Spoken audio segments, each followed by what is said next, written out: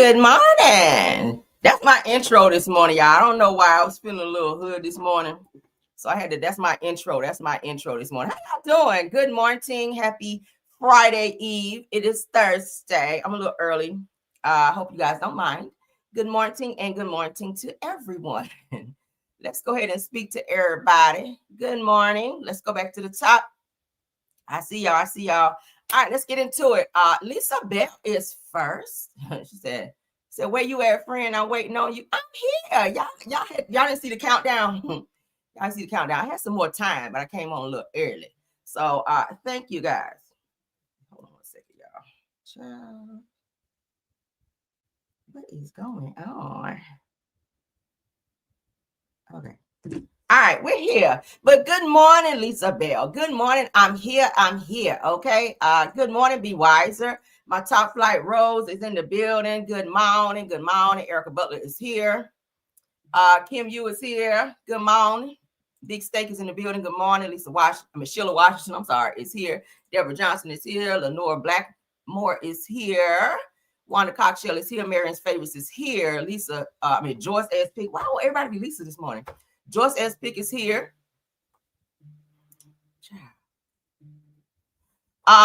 Felicia is here.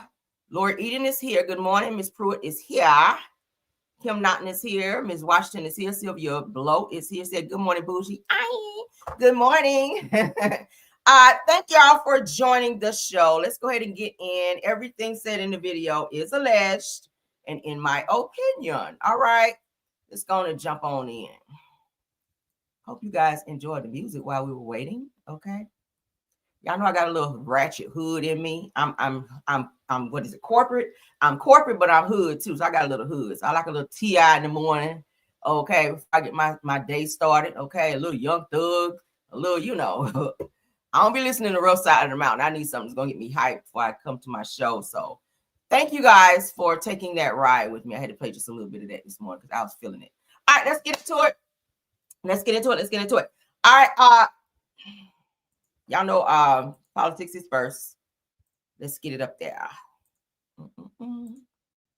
Everybody must be asleep or they waiting on me to come on 9:30. Y'all are late. Y'all gonna miss the whole beginning of my show because I came on early. I told y'all put y'all notifications on so y'all will know when I go live. And y'all gonna miss a whole 30 minutes of my show. And you have to do the replay.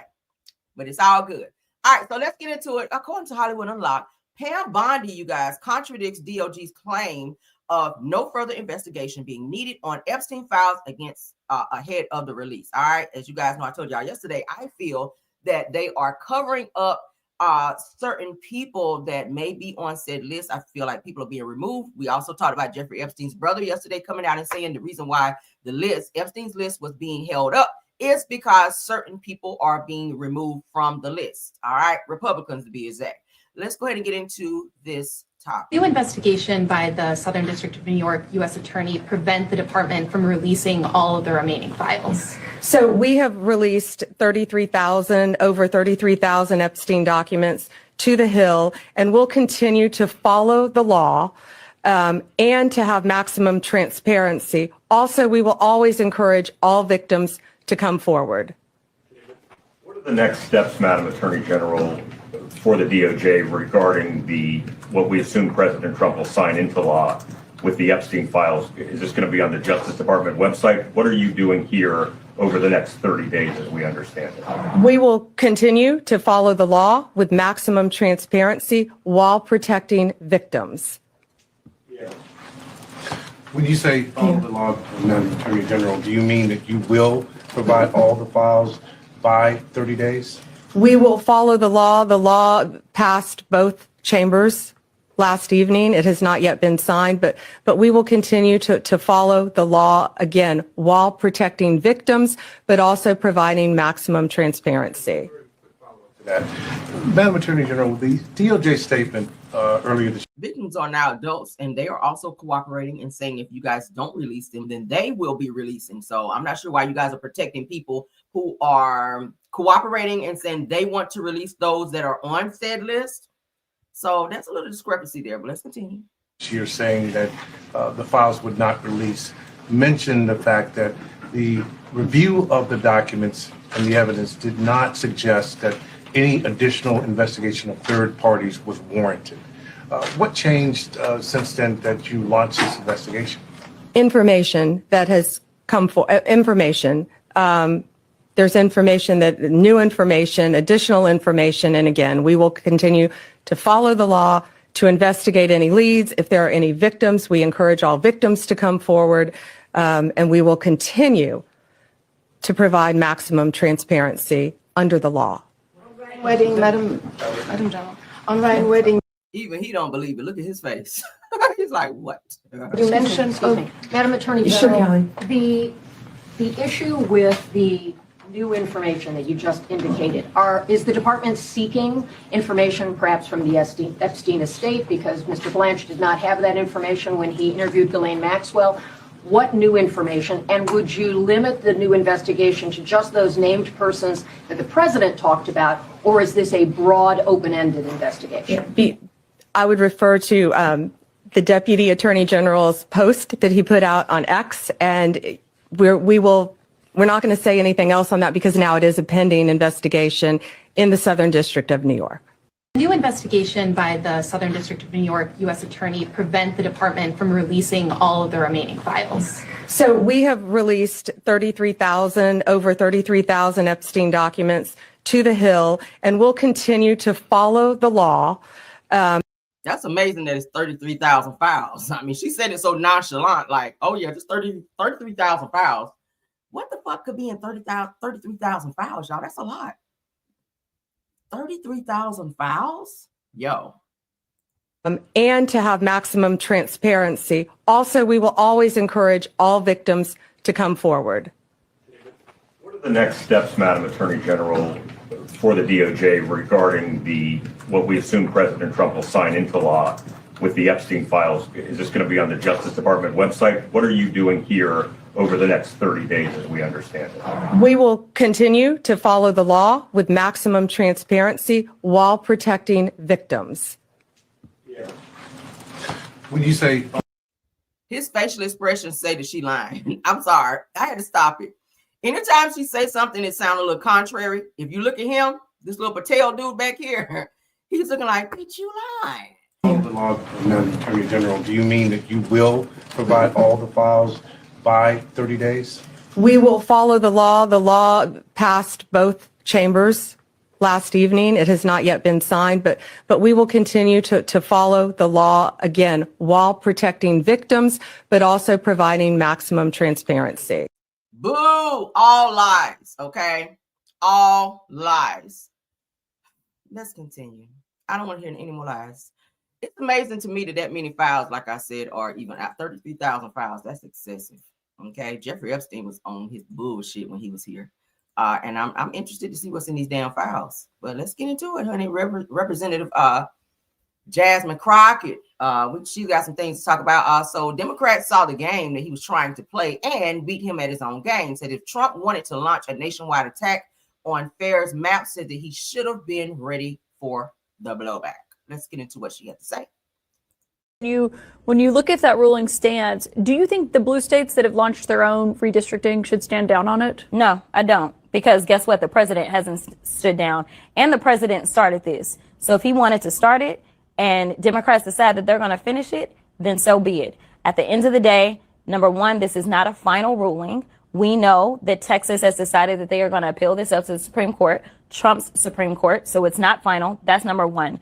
Number two, we know that he now is applying pressure on Florida. We know that they were twisting the arms of those in Indiana to the extent that one of the Indiana Republicans ended up being doxxed here recently. We know that they took a seat away in Missouri. We know that they went to North Carolina after North Carolina, in my opinion, illegally took 3 seats last time. They took another seat out of North Carolina. We know that he tried to go to South Carolina. We know that as it relates right now, they're taking 1 or 2 seats out of Ohio. So no, I don't think that we should stop. I encourage Virginia to move forward. They have a mandate. We know that on November 4th, they overwhelmingly decided the Democrats should run their legislature. And I encourage Maryland and anybody else that can get into the game to get into the game. I wonder when you look at that ruling stands, do you think the blue states that have launched their own redistricting should stand down on it? No, I don't. because guess what? The president hasn't stood down. I agree. Y'all remember they were trying to do the whole redistricting map situation so that they could get her out of office, but it didn't work. Okay, it did not work. That would have been illegal as hell for them to do what they were trying to do to remove Jasmine Crockett. They were trying to figure out a way to get her out because she is pressure. They can't take her. They cannot take her. And I respect everything that she is doing right now, and the fact that she is speaking up and exposing all these damn snakes in Congress, because it needs to be exposed, starting with Trump. She stay on his ass, and I love every minute of it. All right, let's move on. Let's move along. Okay. All right, so they got an old file with Epstein. We're still on Epstein, child. We're still on Epstein's ass this morning. So a video resurfaces of Jeffrey Epstein being asked about his egg-shaped schlong after a victim speaks out claiming that it was very deformed. Let me find out. Yikes. Okay. Now we heard about people having a hook and a curve, but I ain't never heard nobody say that they were shaped like egg shape down there. That's a whole another level of deformity. So what is this? Rena O, who was one of Jeffrey Epstein's victims, recently did a new interview where she spoke on Jeffrey Epstein's schlong size. Okay. Now the video that has resurfaced on him being asked about his egg-shaped genitals, not egg-shaped, child. My Lord. Could you please give us your name? Jeffrey Epstein. My Lord. Is it true, sir, that you have what's been described as an egg-shaped penis? Form, vague, indefinite, and I'm going to give you the first warning, Mr. Cuban, that these types of questions are not only argumentative, but directed in a manner to embarrass Mr. Epstein. If you continue with this type of question, I will adjourn the deposition immediately. Sir, according to the police department's probable cause affidavit, one witness described your penis as oval-shaped and claimed when erect it was thick towards the bottom but was thin and small towards the head portion and called it egg-shaped. Those are not my words, I apologize. But as Mr. Now adjourned. As Mr. Critton has stated, that this is Thank you, Mr. Cuban. All right. I'm willing. Could you please give us your name? It's giving you a little. That's what it's giving. Child. So one of his victims came forward to describe how Jeffrey Epstein looked down there when he was fully erect. Let me find out. Maybe your blue pill ain't kick in all the way. Maybe you should took 2 blue pills so you can stretch that thing on out there. If you down there like a little egg, little Easter egg down there.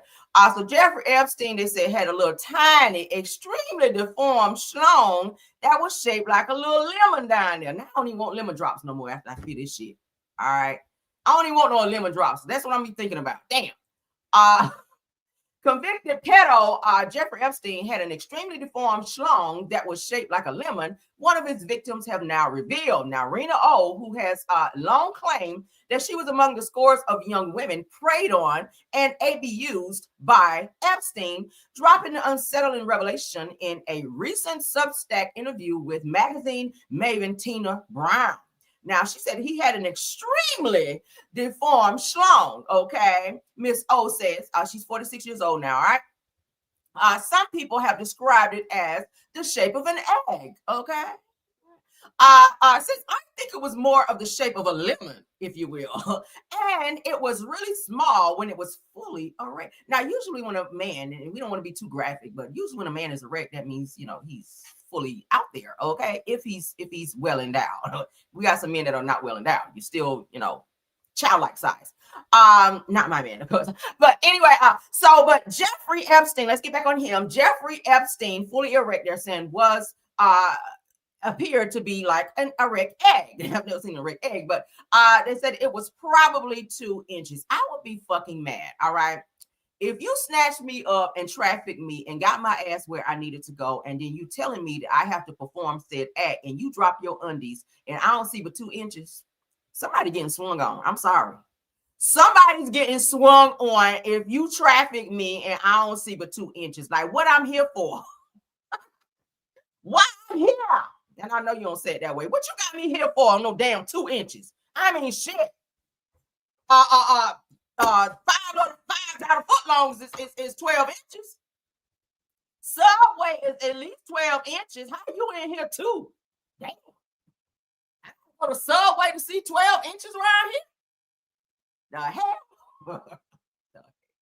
Jeff Epstein, I see why you wanted younger girls, because you know a grown-ass woman would have told you on some bullshit calling me over here on this 2 inches bullshit. All right, women, y'all know how we get. All right, you all in the mood. You done went over there and you finally done broke down and said, I'm about to get this nigga something. You get over there and you don't see but 2 inches. Somebody getting swung on, like for real. That's a disrespect. I'm irritated at this point. I feel disrespected a little bit on some shit like that. Take my ass down at the damn Subway to look at that shit to verify that 12 inches really exist. Because your ass done bopped up in here with 2 inches. He was probably laying back like he the shit too, like this. I'm ready. Bitch, no, you ain't. Get up. And put them tight whities back on and get out of here. All right, let's get on to the next topic. Child. The audacity. All right. I know she was mad as hell. Bitch, you done up in traffic my ass for 2 inches. I'm filing a police report. That's what I was told. He said, I'm going right now to file a police report on your ass for trafficking me and for having me here with 2 inches, bitch. That's disrespectful. I'm sorry. Okay. That's yeah. I don't got time for that shit. Move right along. According to Jasmine. Anybody ever went through that? He finally broke down and gave a man, get ready to give a man something. He fully undressed. Them be the ones that want to be in the dark, though. They want to turn off the lights. They want to be on that shit. Turn off the lights. No, cut them off, because I need to see first. All right. I need to verify. Ain't no damn bumps down there first. Women, y'all know that's right. The men that be wanting to cut the lights off of shit. Them be the ones that be sitting on them 2-3 inches. That be under 5 inches. They want the lights off. All of a sudden, now you want to be romantic because you know your shit little. As if I ain't going to feel it. Yeah, I went there this morning. Kids are in school. Want to turn off the lights and light a candle. Blow that candle out and cut that light on. I ain't talking about no night light either. I need to see where the bumps are. I need to see if you got a rash down here. All right. I need to see if it's some dingleberries, because y'all know some of y'all men out here, and we ain't male bashing this morning, but some of y'all men don't wash your ass good, and you be having dingleberries down there, and you be wanting women to go down there and give you preferential treatment. Preferential is a word. Look it up. Preferential treatment. Okay, move on. Let's move on. Y'all feel me? We here. All right, so according to Jasmine Brand, all right, let me get back corporate. I've been listening to T.I. this morning, okay? I've been listening to T.I., so a little hood came out of me. I'm sorry. All right, from Southside. So Congresswoman Sheila McCormick is out here committing crime. She is indicted for allegedly stealing $5 million in disaster funds to boost her campaign. Let's get into it, honey. So y'all came in on time. Yes, ma'am. Okay. Y'all know that men be on the bullshit sometimes. Federal prosecutors say that a Florida Congresswoman is now facing serious criminal allegations and tied to millions in disaster aid. A lot of people committing crimes during the PPP loans and all that COVID relief funds and all of that. A lot of people went down and still going down. All right. They're going to spin a block on your ass. Don't think just because they ain't knocked on your door. I said it yesterday. Just because they haven't knocked on your door yet does not mean that they're not planning to. All right. They're just getting all their shit together. Because usually when feds after your ass, you know, the feds, they usually have their shit together. All right. They have a very, very high rate where they grab their criminals up and have their ass locked up out here. So U.S. Representative Sheila McCormick of Florida has been indicted on charges accusing her of stealing $5 million in federal disaster funds and using part of the money to support her 2021 campaign, the Justice Department announced on Wednesday. Prosecutors say that the Democrat, siphoned federal emergency management agency over payments made to her family's health care company through a federally funded COVID-19 vaccination staffing contract.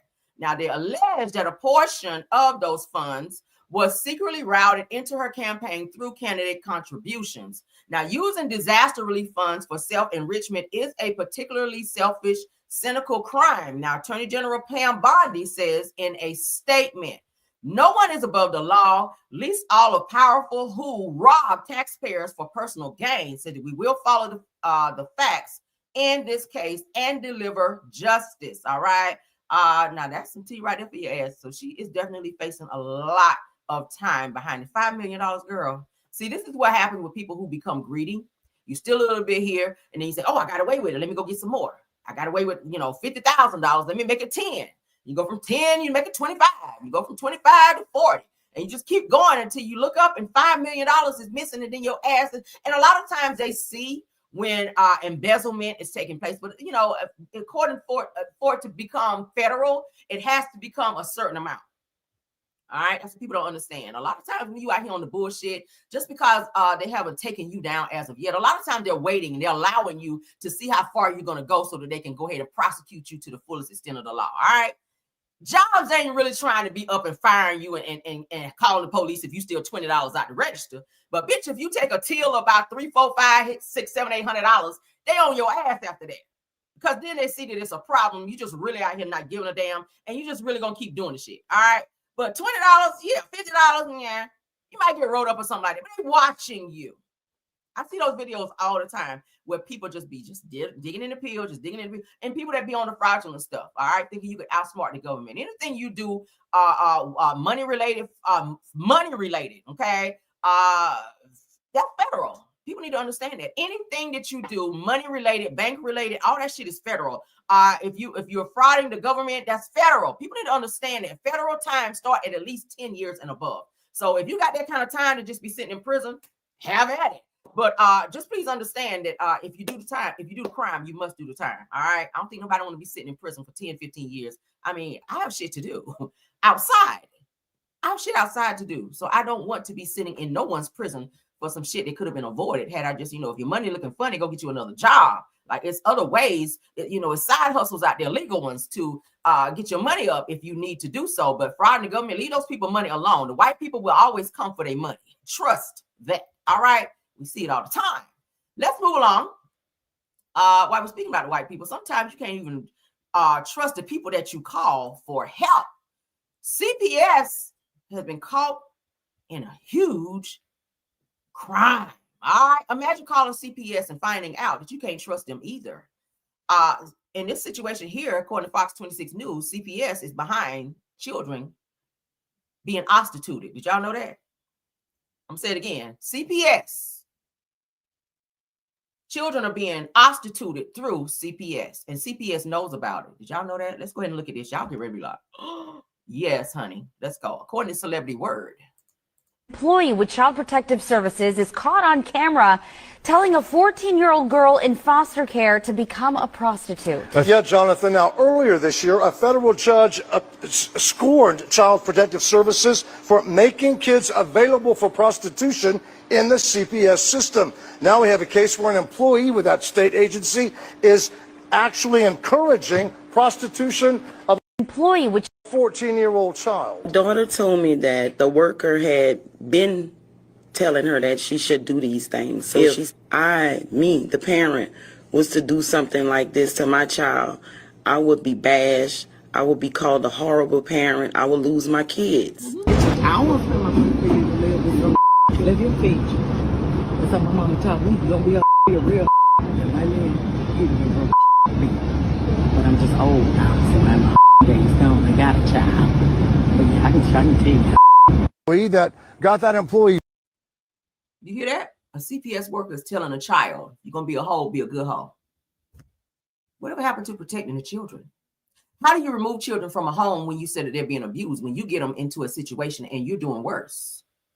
If a mother chose to prostitute her child out, of course, the state would step in and take their child away, and you would never see your child again and give them to someone who's probably going to treat them worse. Not everybody that's in the system who works with CPS in terms of keeping kids, not everybody going to treat your child the way you would. You have some people out there that are in it just for the money, and they will abuse children. Yeah, and it's sad to hear the CPS be in on the shit. CPS supposed to be removing the kids and protecting them. This is wild, right? Let's continue. 14-year-old child. Daughter told me that the worker had been telling her that she should do these things. So if the parent, was to do something like this to my child, I would be bashed. I would be called a horrible parent. I would lose my kids. I want to live your feet. That's how my mama taught me. You're going to be a real and my man,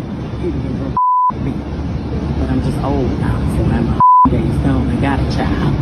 But yeah, I can tell you. That got that employee fired. 14-year-old child. So that employee that you guys just saw here talking to this child, telling her if you're gonna be a hoe, be a good one, has been fired. All right.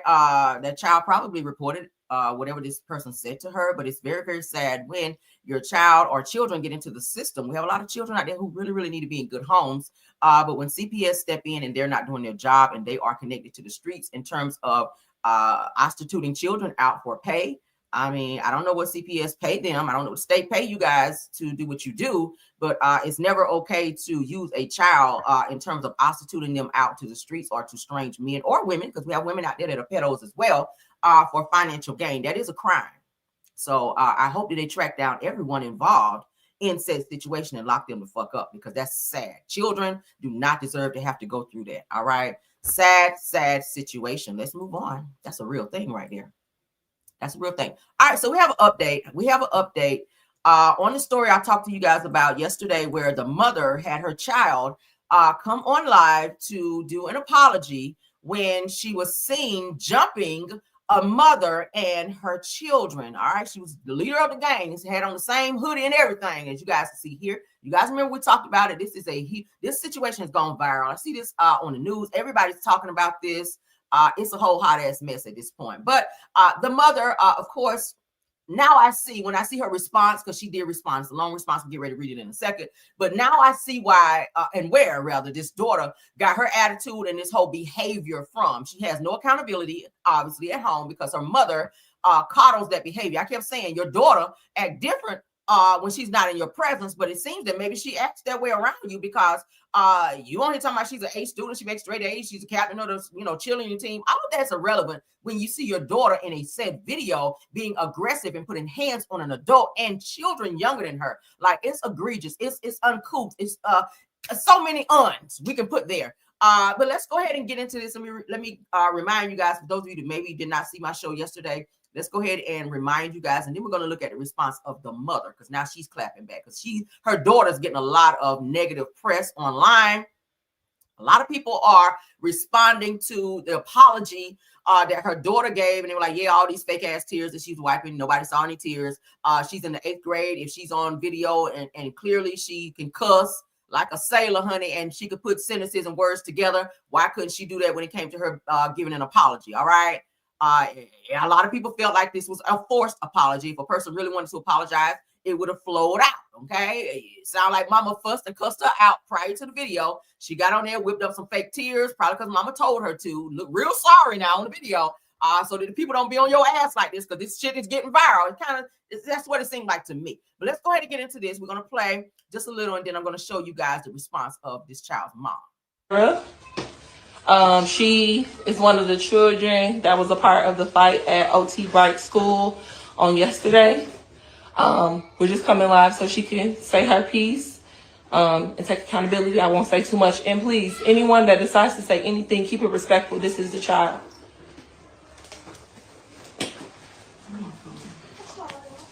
Hey, my name is Kamira Grant, and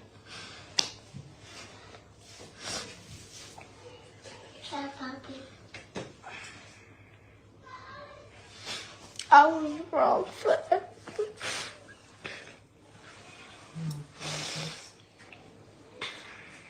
I'm sorry, guys. No sympathy here, okay? That's why my face is like this. No sympathy. Happy. It's okay, I was happy for everything that I did. And I was just being a follower, following everybody who don't even got nothing that I got. And I apologize for everything, because I wouldn't want to be in that situation. And I feel bad because it's okay. I gotta go through so much. But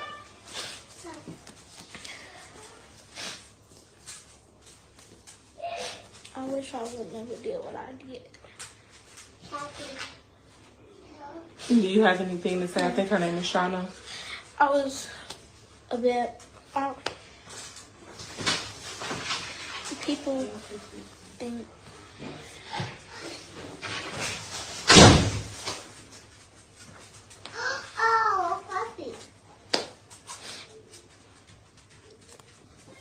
Now, this is the same person in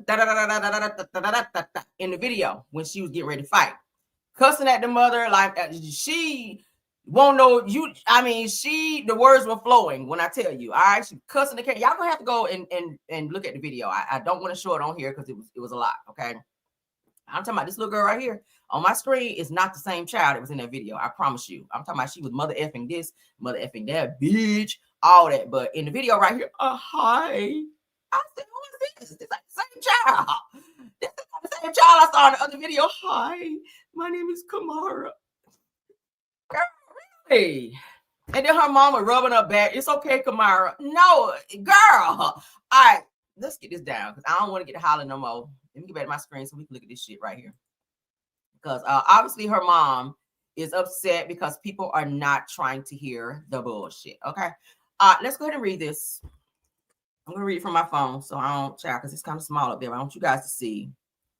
And I'm going to read it from here. All right. Let's get into it. Yeah, St. Patrick is her mother. She says, let me say this first. My daughter is a great ass kid and she's an A-B student. We don't care. Captain of the cheerleading team ahead of her class and some more shit. This the mama now that was just in the video with her daughter coercing her into an apology. All right. The one that was fighting and carrying on. Said that all good things from every teacher. What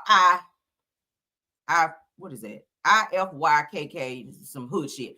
Said that we don't owe nobody in capital letters an apology, but that lady and her kids. So all y'all grown mother effers looking for a viral moment, please shut the F up because kids gonna be kids. And it's kids out here that did worse shit. Let alone y'all ass when y'all was 12 and 13 years old. Y'all ass used to be out here beating up crackheads and all. This the mama now. I see where the daughter get it from now. Said that y'all don't know us at all. She was peer pressured. If y'all know my family, then you know if we find a friend and a mother effer, then we gonna stand behind them 100 no matter what. But this is definitely a lesson learned. Lord have mercy. Let's see. I lost my place because she done child. Said that she was held accountable for her actions. And she put exclamation child. I mean, she yelling at us. Said that y'all, TB, take a village. Bitch, she got a castle. The F. Said that everybody standing 10 toes behind her. Said that I was never going to go live making y'all mother effers feel no type of way. Once again, we do not owe y'all no apology. Fuck y'all motherfuckers. Y'all know what's going on in real life and know my kids not raised like that at all. Feel how y'all want, F y'all. That's what the mother had to say to everyone in their opinion. Now I see where the daughter get it from because that's how the daughter was talking in the video. First of all, it was not peer pressure. She was leading the pack. She was leading. She threw the first punch. So how is she being a follower? That's what she said in the video. I was being a follower. No, baby, you were leading. There's a difference. I don't know if they don't teach you guys in school the difference between leading and following. Okay, if she's such an A student, obviously the bitch don't know. And I'm calling her that because that was a bitch move. I don't like calling people kids bitches, but we got to go there this morning. The little bitch did not know the difference between being a leader and a follower, okay? But at the same time, mother, I see now why your daughter is mad disrespectful because you are. And I don't know why you thought that everybody was going to coddle your daughter in the comments like you're doing her. Accountability was not taken because she did not properly apologize. And again, I feel that it was forced and coerced. If a person is really apologetic for something that they do, that they know was fucked up, and we got to say it that way, you don't have to coerce them. Hell, you ain't even got to go live. Unless you just want them. I feel like it was a whole moment. She was not really crying. I did not see not one tear. I feel like it was done so the popos don't come over there and get on y'all ass and arrest her, which she should be in juvenile detention. Because that was messed up. That was messed up. Obviously, you don't teach your daughter to respect adults. Your daughter has no respect or fear. And when I say fear, now, oh my God, not that type of fear, but fear meaning that you know not to do something. Like kind of like you fear God. There are certain things that you would not say and or do and ways that you would not act when it comes to God and or an adult. Raised as a child, you respect all adults, whether it's your mother, auntie, whoever. If it's an adult, you respect an adult. So the fact that your daughter did not respect this grown woman who was there with her children and ran up on her like a bitch off the street and put hands on her and initiated a fight, a stomp out, a kick, and all of the things that we saw in that video. Girl, miss me with this, okay? And the fact that you mad because somebody have an opinion, we're going to always have that. When your daughter publicly act like an alley cat, I'm going to always get my opinion, and it's not going to be nice. And if you don't like it, I have two ass cheeks, and you can pick whichever one or choose both. Get to kissing. That's how I feel. I cannot stand people that act that way, like you just don't know that your child is a hood rat. Your child is a hood rat. You raising a hood rat because mama, you a fucking hood rat. You gotta keep it at 1 thou out. Mama's a hood rat. That's hood rat lingo. I know it when I see it. You try to act all corporate on the video because you know the popos is watching. Then you want to go back to your little DMs and write a little message to the people because they didn't accept your daughter's apology because it was not authentic. Girl, goodbye. And when I say goodbye, that means get off my screen with that bullshit. All right? We do not have to accept that fake ass apology. We know you probably beat the hell out of her because she embarrassed you and probably going to have you with some charges because you know when your child is a minor and commit crimes, a lot of times they'll go after the parents. Everybody's talking about this on every social media platform. All right? Everyone. All right, so I had something else that's connected to that. Let me get it up. Child, these kids, it's a mess. It's a whole hot ass mess. All right, let's get to the next one. Because, child, I said, Lord, I need 2 minutes with that mama so I could drill into her head. Bitch, that's not what it is, okay? You are the Lulu. Heavy on the Delulu, okay? You are the Lulu, girl. You gone with it. Neighborhood talk. I'm sorry.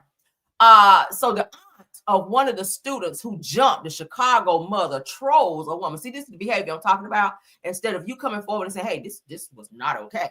You're in on the mess as an adult. You are aunt, somebody's aunt. All right. So she got crunched out there. So you think this behavior is funny? Okay, let's get into this. Now you need to be charged as well. All right, so the aunt of one of the students involved in the attack on the mother and children go live on Facebook. Let's get into this. What's funny though, y'all was looking for me and y'all was chiming in on shit that y'all don't know nothing about. Oh, is this little Miss? Yeah, this Miss Ugly Jacket, bitch. That's my niece, bitch. What are you talking about? Sad, no, you sad, bitch. You sad. I want to go outside now. I'm ready to go outside. The only thing, I'm going outside. I'm going outside, bro.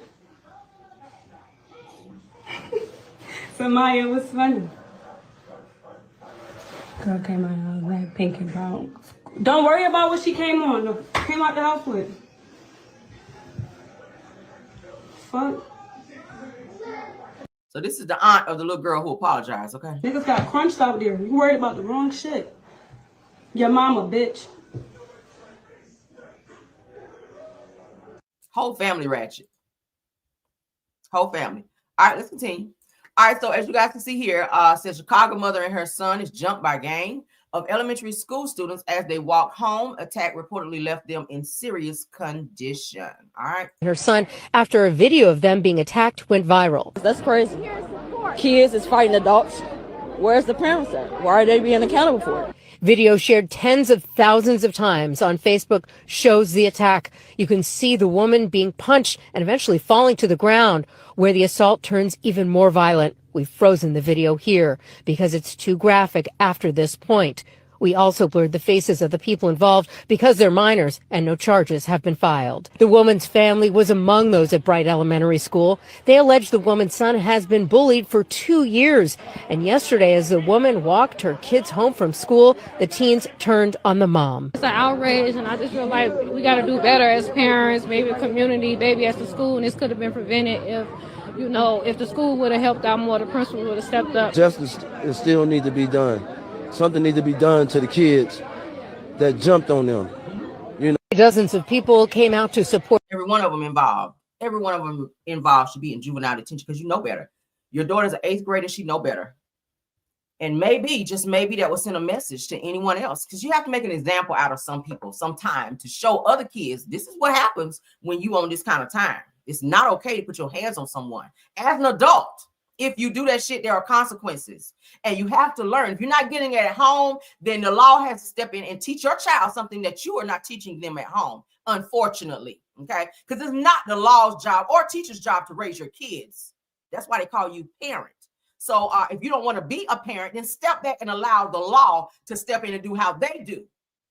Okay, with a good little billy club and some mace and a taser. That's how they raise your kids. So if you don't want that type of action presented to your children, because you choose not to step up and be a parent, and you want to be on that ratchet mess when it comes to your kids, then guess what? When the system get them, that's it. Once they get into the system, don't be mad and getting on the news talking about some, please send me a GoFundMe. You know, they're doing this to my child. No, you did not do anything to raise your kids. So it is what it is. It's up and stuck. That's what it is. I don't feel sorry at all. I don't. When there are children this unruly, that daughter, that child of hers, oh, she ratchet. And now we see the mama. We see where she get it from. I said yesterday when I read it, I said, now we see where she get that from. And I do agree, justice needs to be served for every single child who was swinging, stomping, hitting, punching, that was in on that shit. Every one of them need to be arrested. Their parents need to be taken downtown and figure out what the hell is going on with these crazy violent ass kids. Why are they so violent? These kids are violent nowadays. That was crazy. When I saw the video, I was like, what? Now, I've seen kids fight before, but that was some next level shit right there. Okay. Damn. Let's move on. Ugh. Raise your kids right, y'all. Raise your kids right. Because when the system get them, don't be getting on the news looking for sympathy. I have no sympathy. I'm just saying. You're going to raise your kids right. The police get them, honey, they're going to beat the hell out of them. And I promise you, it ain't shit you're going to be able to do about it.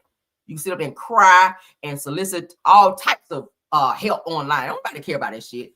You sit home and let your kids cuss at you, cuss around you, disrespect, have no respect for authority, rules, regulations, nothing. And then when they ask, get caught up in something, you want everybody to feel sorry for them. That was that whole apology that she made her daughter do online was just so that she would not get into trouble that was coming her way. That's all. That's not my daughter. Girl, we don't care about her making A's and B's. I said it yesterday. That's what she said. She's required to do that. That's the least she can do is make A's and B's. I mean, damn. Oh. My son would never. He know fucking better. I tell him all the time, don't you ever touch nobody unless they touch you first. That bully shit, I don't put up with that. No, I will not tolerate that. He know better. I'd never get a call from my son out here bullying nobody because he know not to do it. That's some bullshit. All right, but let's continue. Let me get back corporate. All right. Ray J must be back on the drugs again, child, because Ray J says that only Usher and Chris Brown can beat him as it relates to music. We already heard him saying, child, I'm over it. He also says that Bryson Tiller, Leon Thomas, Jagged Edge, Tank, Bobby Valentino, Lloyd, and more cannot mess with him when it comes to the music. Now, we know he on drugs because I know you is not out singing no damn Tank. I know that. Now, Bobby Valentino, you might be able to get him because he on some other shit right now. Lloyd, you sure ain't messing with Lloyd. All right. Leon Thomas, come on. Leon Thomas, boy, you better sit down. Lord, what drugs is Ray J on? Speak to me, Lord. Okay, speak to me. What drugs are Ray J on again? All right, we know you was on them shrooms. You on something else harder than that now. You must be on that pie. Let's get into it. Shout out to Welcome to the Coach. Only two people that's beating me if I'm at my best. That's Chris Brown and Usher. Everybody else can't mess with me. I'm talking about anybody out there right now. I'm not talking about like the greats like Marvin Gaye and Michael Jackson and all them, right? But anybody. I'm talking about Bryson Tiller. I'm talking about all y'all young niggas. Leon Thomas? Who? Leon Thomas. Who is that? I'm a dog. I'm a dog. I'm a mud nigga. I'm a real dog, nigga. I'm going big on that nigga, right? And then who else? Jagged Edge, Jodeci. Not Jodeci. I love Jodeci. They're way above my pay grade. But all the niggas out there that want to play with me. Remember Tank, when Ray J did I love verses you, and Tank. he had to Tank, but if I train Tank and I got my six pack together, bro. Do females get it too? You saw my six. Only two people that's beating me if I'm at my best. Well, you on drugs for real. You on drugs for real. Leon Thomas, I'm not even going to let you even slide past that. Leon Thomas, when I tell you, is beyond our generation when it comes to talent. All right, sing, rap. He can sing, he can write, he can play every instrument you could ever think of. All right, he is like the what's the girl name? What's the child name? I can't remember now. Shit. Saw my. What's that child name? I love her. Her. I just said I love her. Her. Okay, so artist, the girl artist, her. Y'all know how she's like multi-talented, sing, write, play every instrument. She can pick up a guitar. She can get on the drums. That's Leon Thomas. So Ray J, I know you ain't talking about you beating no damn Leon Thomas, who is up for what, 6 Grammys already? How many Grammys you got?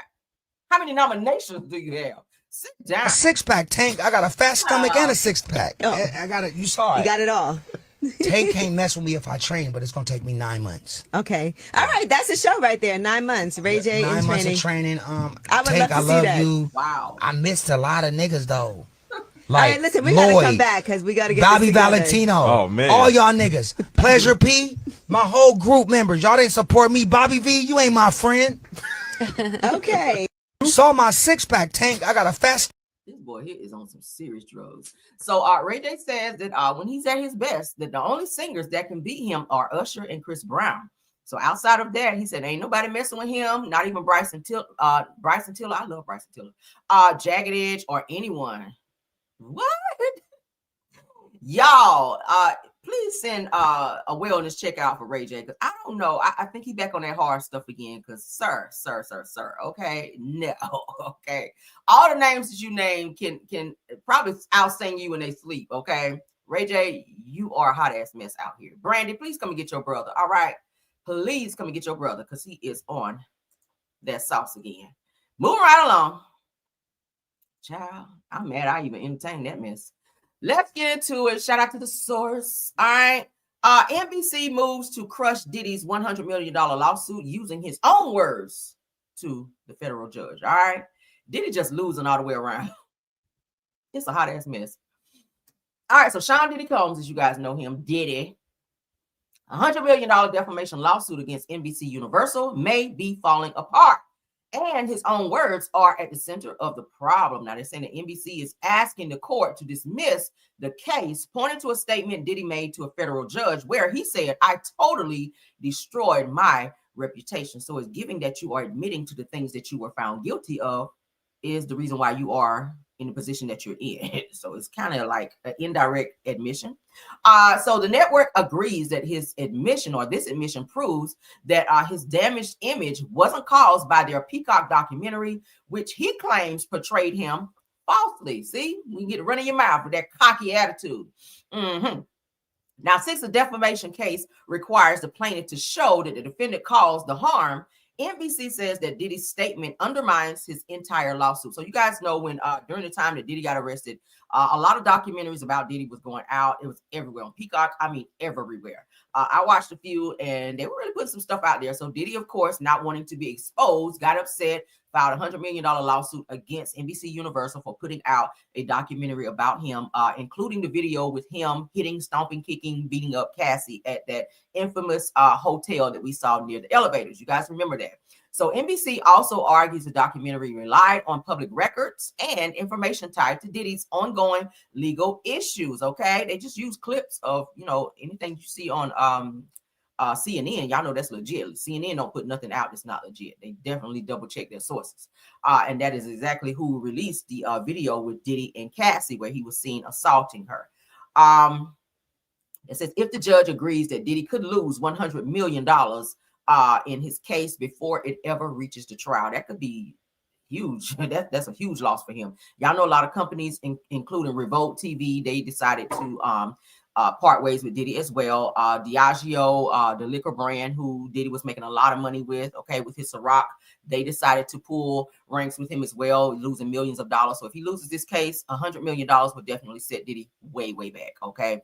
Because you guys know once he gets out, if and when he does, I don't think a lot of companies are going to want to do any type of promotional deals or anything with Diddy because his reputation is gone now since this case A lot of people have pulled away from Diddy. A lot of celebrities don't want to be tied to him because they don't want their image tarnished like Diddy's image. I don't know how he's going to be able to come back from this if and when he does get out. He still has some people that support him. I still see people saying free Diddy, because they don't think he did anything. But again, you have to separate the artist from the person. I said the same thing with R. Kelly. Oh my God, he's the king of R&B. Yes, he is. But the motherfucker, you know, like young girls, and that's not cool. Why people can't see that? Why can't people see that? It's not okay to lock women in rooms and make them shit in buckets and then get on stage and sell out crowds. And that's the only thing you see is, oh, you just skipped over people shitting in buckets. But the only thing you can see is him on stage, like selling out shows and women throwing their panties on stage because he sings so well. Rewind that shit back to where women were shitting in buckets and locked in rooms and having to knock on doors to get food. And if they don't comply with his demands, they don't eat that day. Let's go back to that shit. All right? Like Robin, and then there's R. Kelly, there's Sean Combs, and then there's Diddy. Same thing. Let's be able to separate the person from the artist. Diddy's reputation is forever tarnished behind this. It is. Shout out to Cassie for speaking up and kicking the door down in this entire case. I'm just saying, R. Kelly's music, I mean, he's undefeated as you know, a great artist. We can't take that away from him, but he has problems, and people need to really see that. Imagine if that was your daughter. All right, put yourself in someone else's shoes. Imagine if that was your daughter locked in a room, being made to sleep with men that she don't know. Okay, that's called trafficking, prostituting. So this is what these men in the industry are doing to women, and they're being glorified because you see them out here with all this ice on, and they have this persona of being this star. But a lot of people look over this star power and see the fact, and don't see the fact that this person really is a monster underneath, right? You would not like that shit if your daughter was locked up somewhere. I mean, Jocelyn Savage still ain't home. But people still talking about free R. Kelly. No, free Jocelyn. The girl is gone. Stockholm Syndrome got her locked up somewhere to where she really thinks that her perpetrator, her trafficker, her prostituter is in love with her. That's some sick shit. Miss me with that. I don't listen to nothing R. Kelly. And I'm probably not going to listen to anything else Diddy. These are monsters. I'm sorry. These are monsters. There are other artists out here that's doing way better and put out some really good music. I'm sorry. I can listen to them. I don't have to listen to that shit. Y'all got some demonic stuff in you. And it comes from somewhere. It comes from your childhood. It really does. It comes from your childhood. But let's get into our next topic. Okay. People, I'm live. Go to voicemail. All right. I can't talk to you. I'm live. All right. Unless it's life or death, we don't answer. All right. Or my job. Let's continue. Let's get into the next topic. All right. We're talking about children. I love to talk about children and people parenting their children the way they need to. Now, this right here is what you call accountability. This is something that happens when a sixth grader went on her Snapchat and posted that she was bringing a weapon to school, a pow-pow to school. Okay. Let's go ahead and get into this. I'll go ahead and play the video and then we'll talk about it. All right. Great. Hold on. Let's refresh. We're gonna watch this. All right.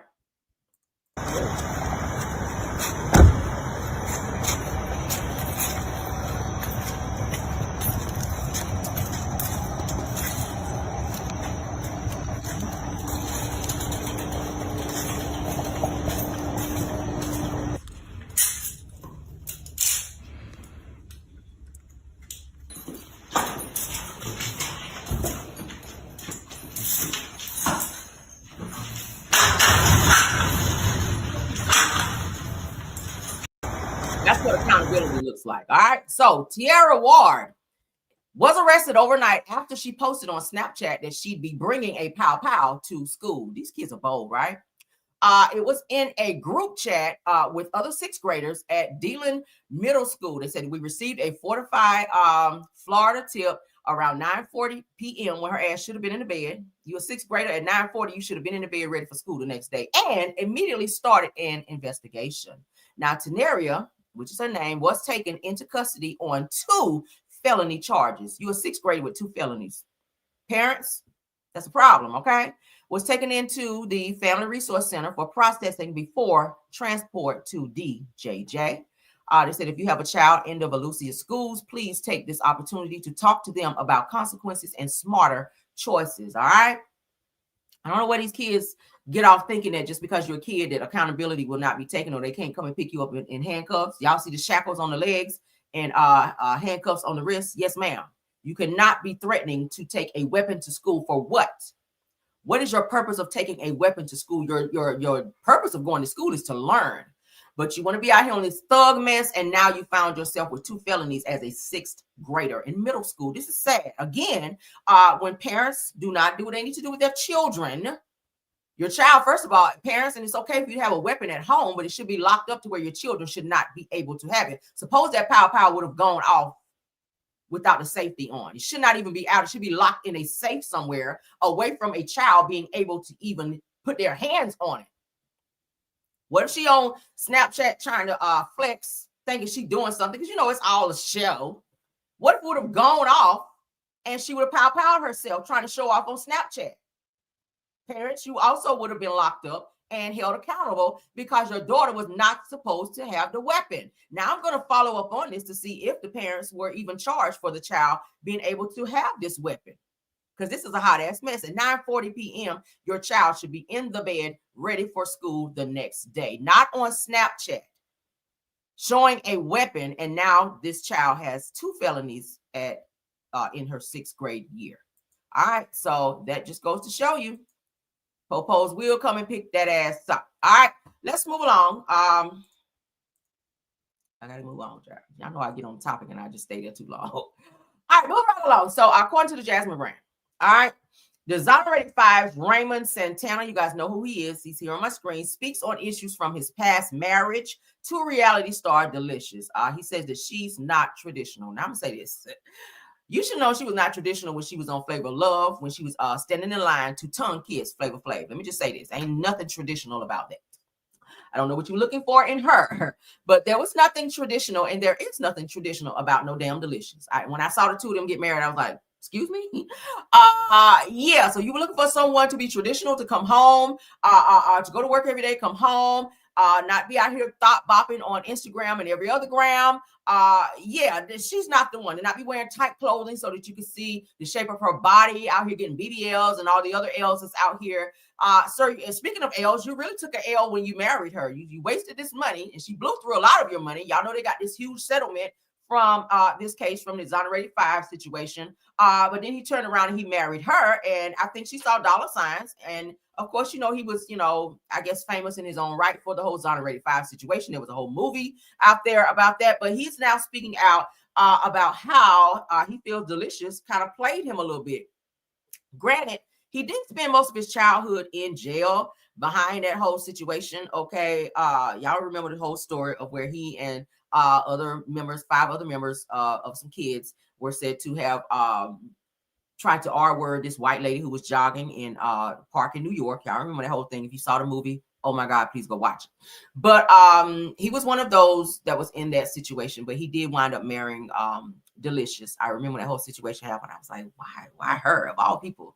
But yeah. So during a recent appearance on the All Eyes on E podcast, it said that he reflected on why the relationship ultimately did not work, explaining who I am and what I stand for. I can't survive, or it can't survive in this space. He says, for me, he says, I had to understand when it was over, it was over. And I think that I was the realest thing, or it was the realest thing for me and her, when she came to me and said, it's hard being your wife.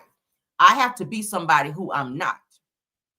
So my question is, how long did the 2 of you date? Because that's the date. That's what dating is for. So you know who you know who it is that you're dating, and their expectations and what it is that they like, don't like. That's what dating is for. So if you just meet somebody and you marry her because she got a big butt and a cute smile, then that's to be expected. And then that goes for anybody else out here who just meeting somebody and just thinking that you want to link up with somebody and just marry them. People get married for different reasons. People get married because, you know, their finances are not where they want it to be. So they think, hey, I'm gonna link up with this person because their money is good and I'm gonna be well taken care of. But whole time that you know, married to this person, you're miserable as hell. But you know, you're taken care of on the financial end and you're miserable. But in this situation, I'm not sure what it is that he saw in Delicious besides a big butt and a smile. I don't know what her reputation gives, or I don't know about that. But what I do know is the situation did not work. It says, as reported, Raymond filed for divorce from Chandra Delicious Davis in May of 2022 after 2 years of marriage, stating that the union was irretrievably broken with no hope of reconciliation. Now, they had reportedly been separated since November 7th of 2021. So y'all weren't really together that long. Legally, you were married for 2 years, but really, y'all were just together a few months or so. Said that when asked what he meant by Delicious being someone she wasn't, the exonerated 5-member responded, well, a wife. He says that I'm more traditional. She's not traditional. I didn't ask her to make a lot of changes, but it comes to a certain point in your life when a maturity that you make those changes on your own, he continued. And if I'm still growing and I don't see you growing and the kids are growing and that are with us, so then that doesn't look right. So that you're not a good example. I guess. I mean, but you can't really tell a person when to grow and the expiration date in terms of when they should be growing. If they're not showing those things during the dating phase, of course, I mean, I wouldn't fool with it. I would just date her and y'all just do a little smash and dash situation. But marrying somebody, no, I get it that he wanted somebody to calm down with, somebody, you know, have as his wife, somebody on his arm. But if she wasn't showing signs of wifey material when you guys were seeing each other, I would have made that leap. But let's get into the video of it because someone responded to him on this and I want to talk about that. Yeah, I don't think she was wifey material. I wouldn't have kissed her after she kissed Flavor Flav. Like, she really tongue kissed him down. And I was like literally throwing up in my mouth when I saw that shit. I was like, you really can't come back from that. I mean, so Jemele Hill, y'all know who she is. She's like a sportscaster. She reacts to Raymond Santana speaking on his past marriage with Delicious. Okay. Jemele Hill says that you married a reality star and you're surprised that she's not traditional. Okay, buddy. So that was her response. A lot of people chimed in on that thinking like, sir, what were you thinking marrying her? But this is what he had to say on the podcast. Let's go. Right. Who I am and like, you look. Again, you got to know what you're getting yourself into. You made a mistake. You chose the wrong person. Now you can still bounce back and find you somebody that is traditional. But you want to make sure that you're dating that person, that you're asking the questions that you need to ask. You're seeing what type of lifestyle they're living before you make that leap and marry them. Again, he did lose a lot of years in his life as a child behind this situation for being accused of something that he did not do, sadly. But now that he is out, I feel like he wasted a lot of money on her. I remember that they were on this reality show together. You could see that they weren't equally yoked then, to me. Okay, she was like on a whole different element. She was in a whole different element versus his mindset. They weren't meshing. It was like they were bumping heads even then. But I just feel like, you know, he can find the right woman if he has to be patient. I think when he got out of jail and he moved to Atlanta, because they do live in Atlanta, I feel like he was looking for that one, and maybe he was feeling lonely. You have a lot of guys when they get out of jail like that, they looking for somebody. They looking for a woman because they've been locked up for so long. So I feel like he kind of jumped the gun a little bit, and he met Delicious, someone who was very pretty, had a nice body. He was like, oh yeah, she got to be the one, and he just automatically thought that she was this traditional person, and now you see that was a mistake. And you lost him a lot of money and time behind that, but he can always bounce back. But you got to use your antennas, okay, and see the red flags when they are presented. All right, that go for anybody.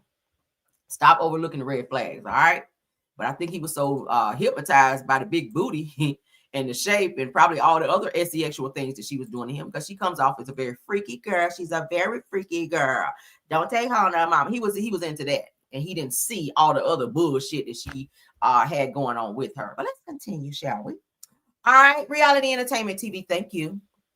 There'll be a lot of us, honey. You get locked in and tied up into the other things that don't really matter versus the things that matter. Okay, don't be out here like Marceau saying he dated Tisha exclusively for 1 month, and then you got to deal with all the bullshit that you got to deal with. I'm just saying, was that some shade? Maybe.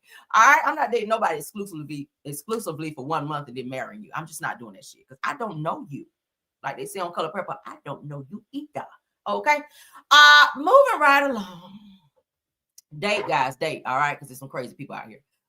So according to the chairman of Bravo and Peacock Unscripted, Frances Berg says that she wouldn't rule out Kenya Moore returning to Real Housewives of Atlanta, and says that Nene Leakes can be on a show again. Okay, so they're not ruling out that Nene can probably be back on a show on Bravo. That's great. I'm happy that they're saying that. As far as Kenya Moore, it's just like a little sit down moment for the two of them. Like, y'all acting up like a little pop. Y'all sit down for a little bit. No, you can't come back just yet. But you know, the door is still open, just not right now. That's what it's given. But it said that this isn't criminal, of course, but is there a road back to Atlanta for Kenya Moore after what she did in season 16, which we all know she put up some egregious, embarrassing pictures of Britt Eady, where she was on her knees doing some very personal things that she shouldn't have been doing, and that was against Bravo's code of conduct, which ultimately got Kenya fired from the show. Okay, this person says, so the chairman of Bravo says that I would say so, but I don't know. Says, yeah, I would not rule it out. So it gives that there is still a chance that they may bring Kenya back eventually, but right now it's no. Okay. So how about, another person asked, how about Nene Leakes? Is there ever a way back for Nene between Bravo and Andy Cohen? Again, the chairman of Bravo responds by saying, we've had Nene on red carpet shows for E, which is also connected, said that we have worked with Nene since then. So it's given that they are slowly, kind of like with Kenya Moore, they are slowly reeling her back in, but they're teaching her a lesson like, don't fuck with us, because we do really hold the keys to the kingdom. And if we don't want to let you back in, we don't have to. You guys see, Nene's been off our TV screens for quite some time. But she's been, over there on, what's that? The Upshaws over there on Netflix, which is a pretty good show, but it's not Bravo like where we love to see Nene. We talked about it yesterday. She is open to coming back. She and Andy Cohen, they have had conversations. She says that he did reach out to her to wish her well for her son, whatever he went through, having his stroke and all of that. And they've had other conversations. So great that they are speaking. That's the first road to opening that door back to maybe sliding back in there where you used to be. Do I think that their friendship will be the way it used to? I don't. I really don't. But do I think that they can be cordial and she can be back in this space? I think Andy does realize and or know that Nene is great TV. But sometimes when egos get in the way and you're not ready to let things go quite yet, it will get in the way of you making a great decision in terms of bringing a person back. So whenever he's ready, and not until he's ready, because again, Andy Cohen is the gatekeeper. He does make a lot of decisions, and he does kind of talk to the higher ups, and they do listen to him in terms of who can be on certain platforms. So Nene, if you want to get back in the gate, baby, you got to kiss the ring. I'm just saying, you got to kiss the ring, mama. So they're saying here, could she ever be on the show again? Do you think? The chairman again says, yes, she can be on the show again. So it's given that they are entertaining Nene coming back at some point. I don't know when. There were rumors that she was going to probably be seen like as a friend of on season 17, but I guess those rumors are just that. I haven't heard any more about it. But as for now, all we can do is wait to see what happens. But that is according to the chairman of Bravo and Peacock Unscripted. All right. So let's move along. Let's move along, shall we? Let's get into some Khloe Kardashian news. Y'all know she used to be married to Lamar Odom. I didn't understand that situation, but Khloe did an interview, which I thought was very interesting. Y'all know that Lamar Odom went through this whole drug-fueled spell where he was out there, the Bunny Ranch child, out there drugged out of his mind, almost damn died, and they had to get his ass to some therapy and in the hospital. He literally almost died, y'all. But Khloe Kardashian saved him, honey. They always say, honey, when our black men get over there with them Kardashians, honey, they are batshit crazy after that. Look at Kanye. Kanye is gone in the mind. Y'all hear me? Kanye went over there and married Kim Kardashian, and baby, he is batshit crazy. Lamar Odom done got over there and married Khloe. He left his baby mother with a newborn child and got with Khloe Kardashian. And the baby mama said she didn't even know that Lamar had gone to be with Khloe Kardashian, or that he was even dating Khloe Kardashian, until she went into a store and saw on a magazine that Lamar Odom was with Khloe Kardashian. Ain't that a way to find out that your man is with somebody else? And she had just had a baby, and one of their babies died. Okay. She had just buried one of their children, and then she turned around and had another child and was still kind of grieving that. And she was a new mother. Lamar Odom left her in that situation of grief to go and be with a Kardashian, maybe to boost his, I don't know, his notoriety or whatever. But whatever the case may be, he got with Khloe. They got married. I remember they had a whole reality show. He was also on the Kardashians a few episodes and or seasons as well. But Khloe talks about how she went through hell behind the scenes being married to Lamar Odom. So not Odom, but Odom. So Khloe Kardashian says that Lamar Odom burned her personal journals while she watched. She says that leaving her on her knees screaming during one of his drug-induced rages. Let's get into what she had to say. That's crazy. Hold on. All right.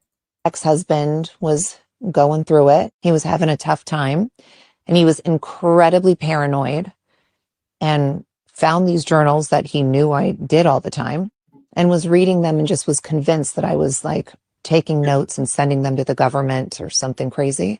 And he threw all of them into a fire in front of me. And I remember sobbing, tears streaming down my face. I also think there's a piece of me that doesn't ever want to risk that could ever happen again. So like, I'm not going to start a journal again and have someone destroy it, or I lose it, or I don't know. But yeah, it's more, I'm not going to say traumatic for me, but I just don't even want to open that up again. My ex-husband was going through it. He was having. So he was going through a little drug fuel moment, child, and he took her journals and started burning them. And she said she was screaming, honey, to make him stop it. He just kept throwing them holes and he probably threw them in the fireplace. I don't know. But Khloe Kardashian, okay, according to its own site, shout out to them. Khloe Kardashian says that the moment Lamar Odom burned her journals is one of the most traumatic things that she's ever lived through. She revealed that that it happened during one of his drug binges, and that he had been reading through her private journals and convinced himself that she was sending them to the government. Yeah, that's drugs, all right. Why would he be reading her personal journals anyway? That's a violation. Okay. But these are your thoughts. These are your private thoughts that, maybe something that you would tell a therapist, and then you write these things down and somebody come behind you and read them. Like, that's a huge violation. But anyway, so Khloe says that he burned every single journal right in front of her, leaving her on her knees screaming. She says that the experience scarred her so deeply that she hasn't written a journal since, because she never wants to give anyone the chance to take something that personal from her again. I can understand that. Okay. But she was on the Wonderland podcast whenever she revealed this about Lamar Odom. It's so crazy because even after all of this, and even after his drug-induced coma and everything that he went through, she was still like by his side and still was trying to be there for him, even though she made it very clear that she was not going to like be with him, but she wanted to see him through that moment. But he was still trying to like be with her. When he did wake up from his coma, like he was like trying to apologize, and she was like trying to file for divorce. He didn't want a divorce. He was like, hey, we could still work this thing out. But I think she had gone through enough and she had seen enough where he was out at this bunny ranch, like, getting high and having sex with all these women during the time that he was married to her. And I wouldn't want to be back with him either. Like, and I get that some people have hard times and they go through things in their life, but certain things is just like a conscious moment. When you're taking drugs, when you're doing certain things, when you're having sex with someone, especially when you have a wife at home. He was on some disrespectful bullshit. He was ego tripping, and he was definitely doing some drugs, and you didn't think about your wife at the time. So the fact that she had to endure that and go through all of that. Khloe used to be one of the Kardashians that I really like out of all of them, to be honest with you. I used to watch the Kardashians and I was like, I like Khloe. Khloe seems to be the realest of all of the sisters. But I don't know. When I started kind of looking at things and I saw where Lamar Odom's baby mama came forward to say how Khloe was just kind of like nanny boo boo when she married Lamar Odom, knowing the things that the baby mama was going through. I was just like, I don't know, Khloe, because you don't revel in someone else's pain, especially when this woman just lost a child by Lamar, and then you go and snatch him up. And I'm pretty sure you had to know that he had a whole family somewhere else, but because you felt like you were Kardashian, and what was between your legs was a 6-figure whop, which meant that you felt it was way more and way more important than what she was sitting on over there. I felt like that shit was mad disrespect. When you have women out there like that, you feel like you're sitting on a 6-figure whop and your shit is better than somebody else, and fuck their feelings, and I'm still gonna take this man. But you cry in the end. Those tears, those same tears that she cried when he left, are the same tears that you cried when your situation blew up in your face. And that's how I see it. All right. You lose them how you get them.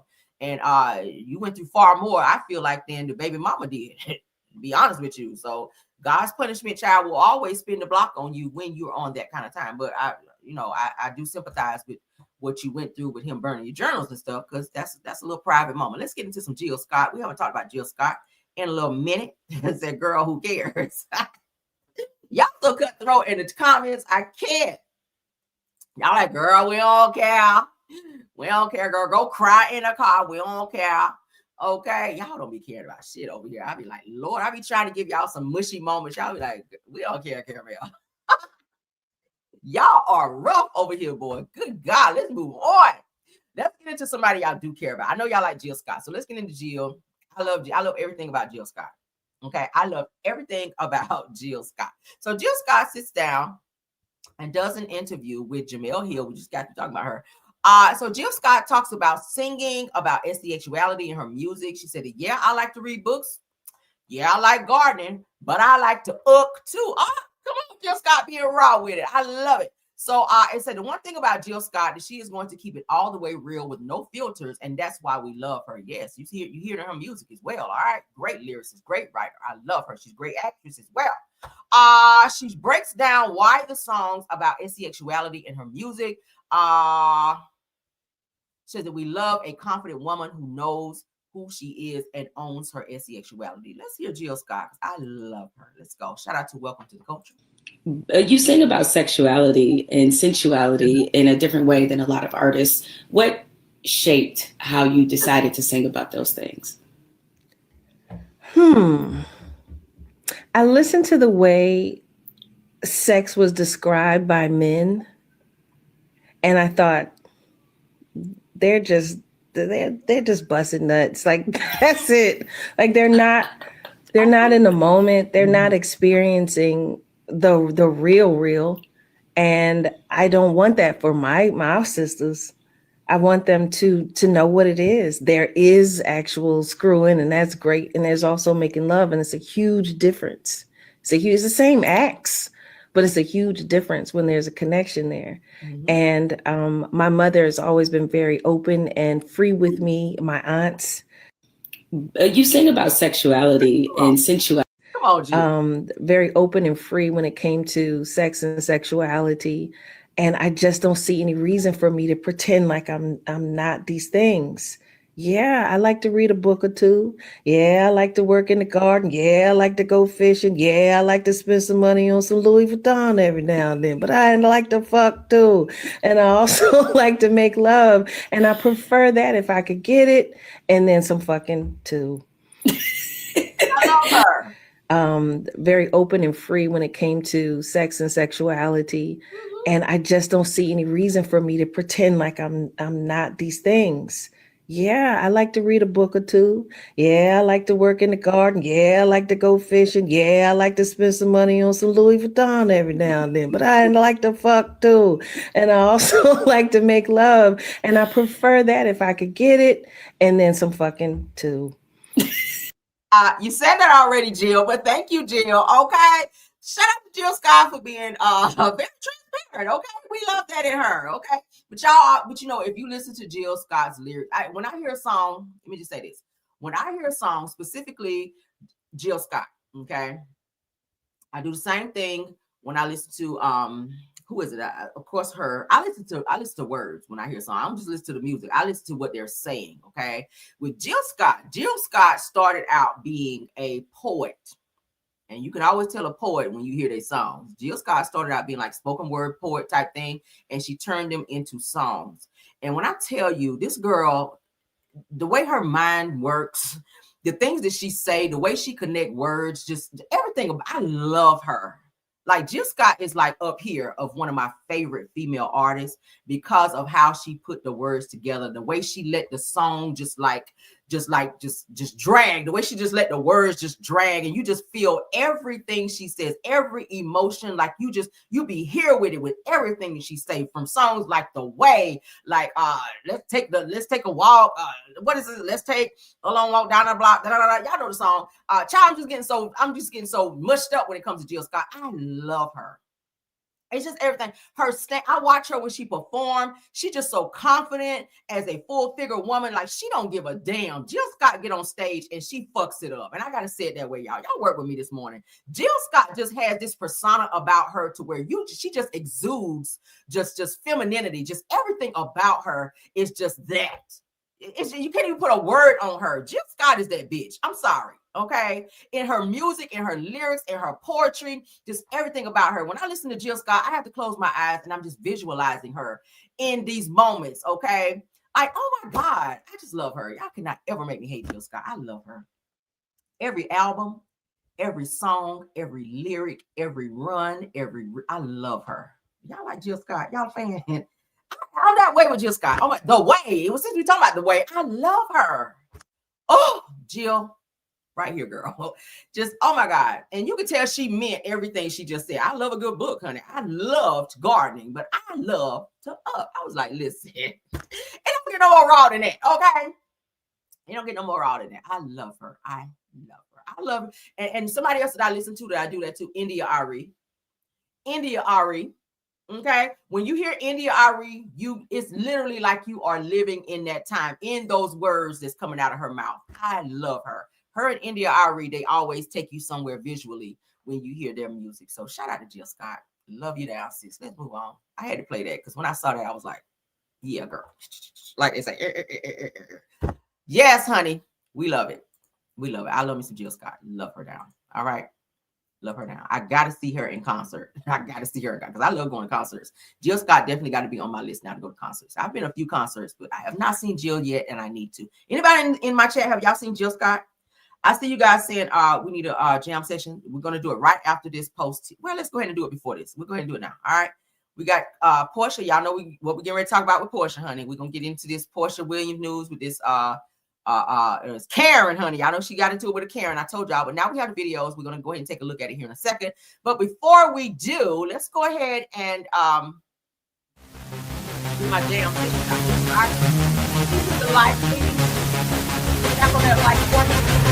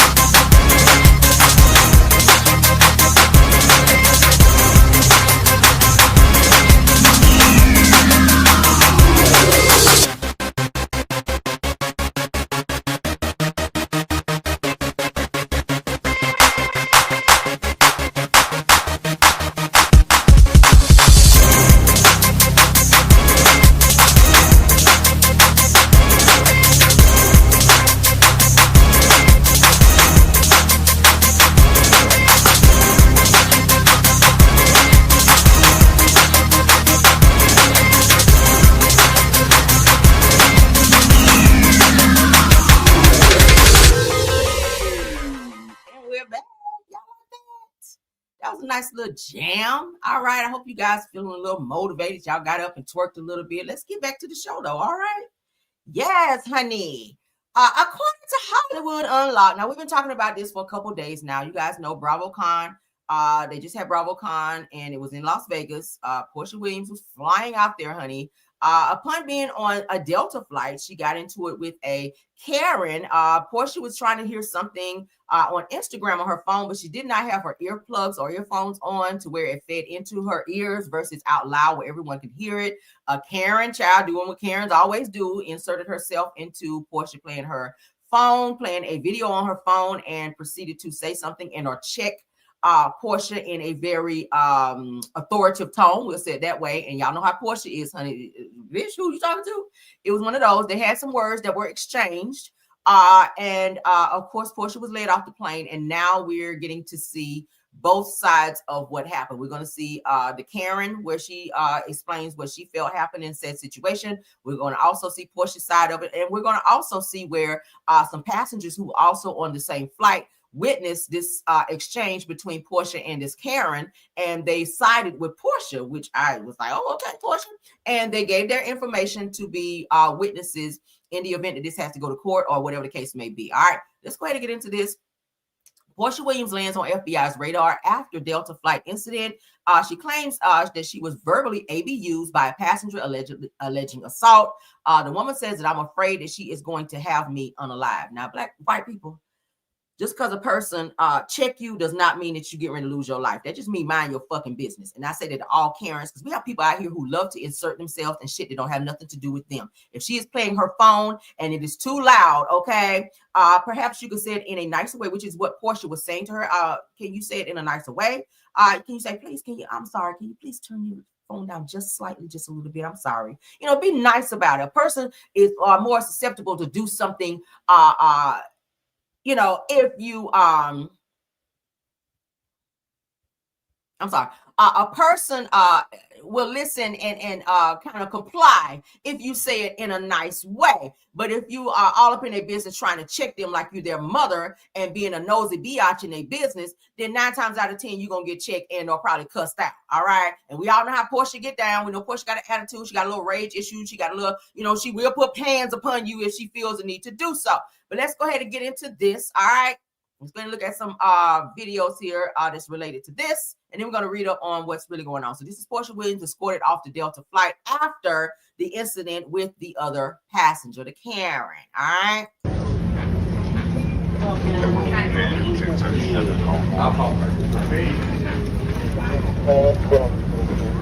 I love you. I thank you. Any families traveling with car seats and strollers are welcome aboard at this time. Along with Zone 3, are now welcome aboard. Using our sky. Now, let me say this. I do agree whenever you're flying, because I've flown plenty of times. I mean, I always take my earplugs because I want to listen to music and I just kind of want to be in my zone while I'm flying. So really, it would annoy me if I'm sitting beside someone and they're playing something out loud on their phone. I don't want to hear what you're watching. So that's just protocol. That's just, you know, protocol to just do that. Even if the video, Portia was like, it was something that I was listening to right quick on Instagram. So immediately when it started playing, this Karen just kind of went off. Oh, I ain't gonna play this. Like, girl, shut up. Okay, but let's continue. All right, so this is what Portia tells the police her side of the Delta flight incident with another passenger. Let's get into it. Lady who was sitting next to me, I was on my phone, and the volume was up on the phone. And she turned to me out of nowhere and she said, so you're going to make me listen to that the whole flight? And I said, well, do you want to? And she said, no. And I said, you make you listen to what? Am I going to make her listen to my phone? Oh, okay. Yeah. So I said, this is before we took off. Yes, even before we took off. So you guys were in Las Vegas when that happened? Yes. Yeah. The plane was on the ground? Yes. The door was shut? It was, okay. No, the door wasn't shut yet. People were still boarding. People were still boarding? Oh, okay. Texting me. Okay, I couldn't tell. Okay. Okay. So she was like, you know, are you going to make me listen to that the whole time? And I said, well, do you want to? And she said, no. I said, well, it was a nicer way to say that. And she said, bitch, you don't tell me bitch. And I was like, are you okay? I'm okay. I'm okay. I'm just telling him what happened. You were using your phone. It was Yeah. loud. Yes. And she complained about the louder. She asked me. The lady who was sitting next to me, I was on my phone. Thank you so much. She so the music, the Instagram was on, and she told me, am I gonna have to listen to that? And I said, well, do you want to? And she said, no. I said, okay. And then I said, well, there was a nicer way you could have said that, And then she says, what, bitch? She's like, bitch, you don't talk to me. And I was like, are you okay? From that point on, she said, who the do you think you are? And so I said, oh, no. I said, y'all need to get her out of here. Please get her away from me. And so then when she, she tried to take her phone and record, then she drops her phone on the floor. She's like, you hit me. Oh my God. You hit me. You just hit me in my face. Oh my God. I'm pressing charges. I want you to be in jail. And I'm like, what's happening? So the stewardess Also, her comes phone dropped on the floor. You didn't slap the phone from her hands? No. Okay. So then the steward comes over, and then the steward says to her, says to me, because I say, get your ugly ass out of here, because then I'm upset. Then the stewardess says to me, you know, thank you so much. You're an adult. You can't. You're an adult. You can't be cursing like that. No, and I said, why are you chastising me? Like, this woman is the one going crazy. So then they end up making her move to the next chair with the guy. But she was irate, so they were trying to hold her because she didn't want to move. It's like she wanted to move but didn't want to move. So as you can see, they had to pull her. She was at the window, or she was at the end? So she was in the row. I'm sorry. She was in the aisle. And where were you? You were in the middle? I'm at the door in first class. It's only 2 seats. Only 2 seats. Oh, you are the window, and she's at the aisle. Yeah. Okay. So you telling me there was nothing physical? No. It was just verbal. Yeah. Okay. All right. You're an adult. Before I say anything, I want to know, is my... So here's the Karen, honey. So passenger tells police her side of the Delta flight incident with Porsche. Let's get into the information going to be given to the woman who assaulted me? No, ma'am. Because I'm afraid for my life. No, ma'am. Okay. It's not.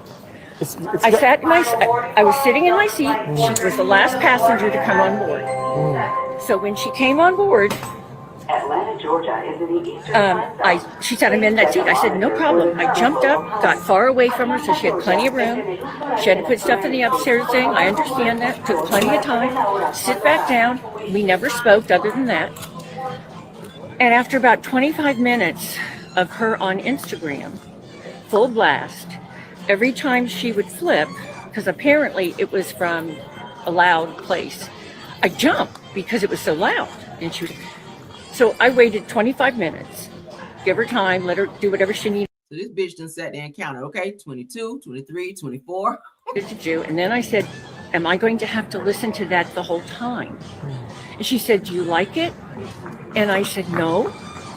And she said, well, before I say anything, I don't like the way you ask me. I said, don't put this on me.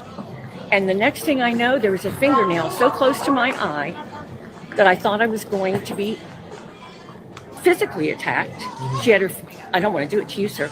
She had her hands in my face, screaming, calling me crazy, on and on and on. So now the flight attendants can't come help me because they're strapped in for this takeoff.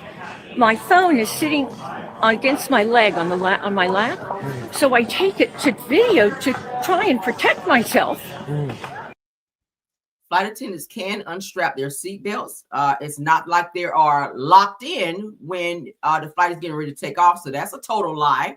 And you picked up your phone. So videoing someone is protection for you now, Karen? And as soon as I go like this, she takes her hand and goes like that and throws my phone. And everybody sees the phone go down the end of the whole airplane. And the flight attendant told me he saw her knock it out of my hand. And that's assault. And so I'm 70 years old. So she actually knocked the phone off your hand? You're damn right she did. Okay. I didn't drop it. I don't like the way you asked me. All right. Here's what I'm afraid of. I'm afraid she's going to have me killed. So can you do me a favor? Can you write me a statement of what happened? I certainly can. I have it written down in my phone. Can you just jot it down on this bit of paper? You want to sit somewhere private over here? Have mercy. All right. If there's anything I can do to help you. You were sitting near us? I was. Yeah, I was just telling I was him. there and I heard it was unreprehensible. The woman got in your face and gave you the middle finger. Yeah. And was doing things that were completely. All right, so a passenger who witnessed Delta flight incident with Portia and another passenger defends Portia because they saw the entire incident unfold. Let's continue. She starts screaming. I'm embarrassed. I'm so sorry. It's all right. That's why I'm asking if you're okay. Yes, no, I wouldn't appreciate be. it. I wouldn't be okay. I mean, you know, I don't know what she's claiming. She's gonna press charges saying that I hit her. I'm like, I did not hit you. I mean, you want to continue? You want to continue, ma'am? Sorry. Can you excuse me? Okay. Can I get your information? Can you get your information as a witness? Sure. Yeah, please. Thank you so much. I really appreciate it. Absolutely. I was sitting 2 rows back. She did not touch No, me. that's what I'm saying. You saw everything happen? Yes. Yes. The guy's You wanna- seat had his seat reclined before the flight even took off, and I saw the entire gap. She did not touch You me. didn't touch her. Oh, she's screaming. Thank God for honest people, because this Karen is now trying to have Portia arrested and saying she fears for her life. So you got some dishonest people out here that really try to take shit so far and fuck up your life and your freedom. Thank God for these 2 Caucasian women. I mean, these 2 Caucasian people came up and said, hey, I saw the entire thing. What this lady is saying happened did not happen. And they are now coming up to Portia's defense. This young man, he said, I saw the whole thing. She never ever touched this woman. So they need to get the other woman for lying, because now you got 2 people that came forward to say none of what you said happened. You hit me in my face. I can tell you, she did not. I could see her. I can write my info down. If there's anything I said, Okay. she didn't do anything wrong. She did. What's your phone number? It's Thank God they came forward, because Portia could be arrested and everything. And barred from Yes, sir. You have an ID? Yeah.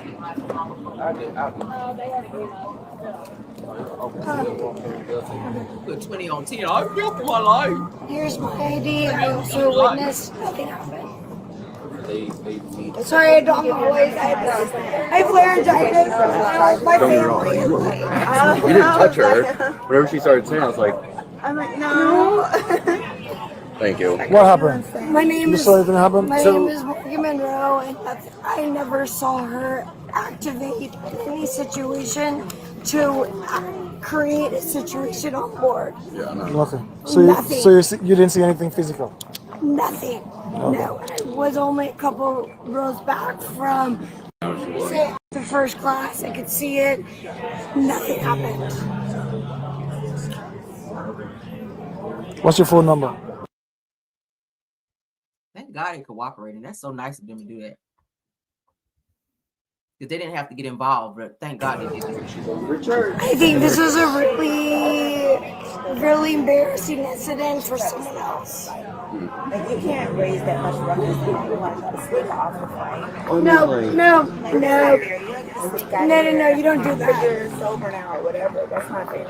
You say you saw what happened? Yeah, so basically, the dude in front of me had his seat reclined before the takeoff and everything like that. I was... Oh, see? Yeah. I was just getting more information. Basically, there was no physical altercation. There was verbal, like, commentary kind of thing that was at a normal level, and then out of nowhere, it escalated in the sense of the lady to the right of her got really animated and, like, started screaming. The first class. About the only physical thing she did was point at her. And for some reason, that just escalated the woman to this point where all she was saying, don't talk to me like that. This is them having to restrain her. Yeah. They're literally holding her. Yeah. We saw this on the flight. We couldn't get off the plane because this was going on. Both of them are restraining her. Okay.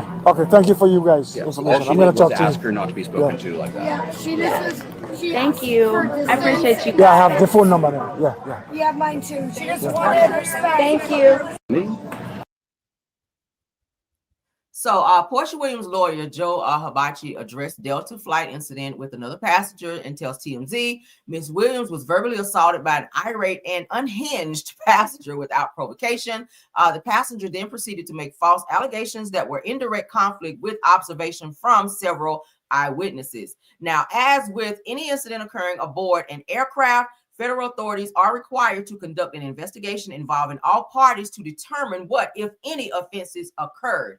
Ms. Williams was or has every intention of cooperating with law enforcement to whatever extent necessary and remains confident that the passenger will be charged. The Karen should be charged because you gave a false police report. We have 2 people that came forward as witnesses to say that none of what you told the police in your statement, because give a false statement is against the law, was true or factual. Okay. Person sat back and saw the entire thing. Plus, Portia has a whole video which she was showing the police that this woman became very irate and uncontrollable to where she was fighting and not moving and or following orders from the flight attendants. Okay.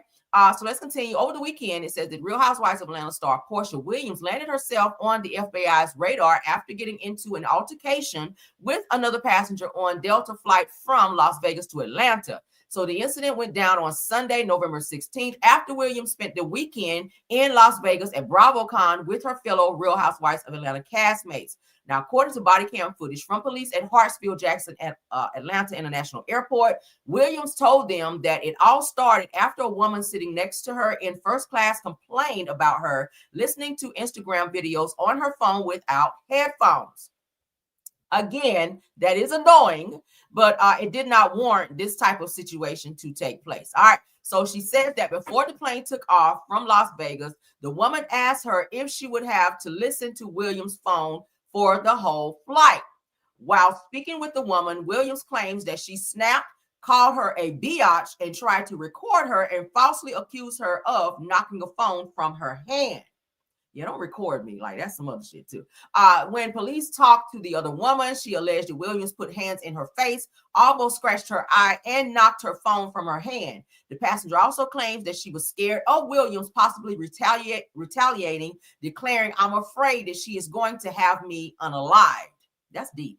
Said that despite their claims of physical contact not matching up, other passengers exiting the plane stopped by Williams and defended her claims that she never touched the other passenger. Okay, so shout out to Portia for getting that, because girl, it was looking real great. It was looking real damn for a minute, but she got what she needed. All right. Spokesperson for FBI Atlanta addresses Portia Williams' Delta flight incident with another passenger, tells TMZ FBI Atlanta is aware of an incident on a Delta flight on November 16th, allegedly involving Portia Williams or at least one other passenger. Said we are looking to see whether any federal charges may or may not apply. Okay. Spokesperson from Delta addresses Portia Williams' Delta incident with another passenger. Of course, it says here 2 customers were on a flight where spokesperson by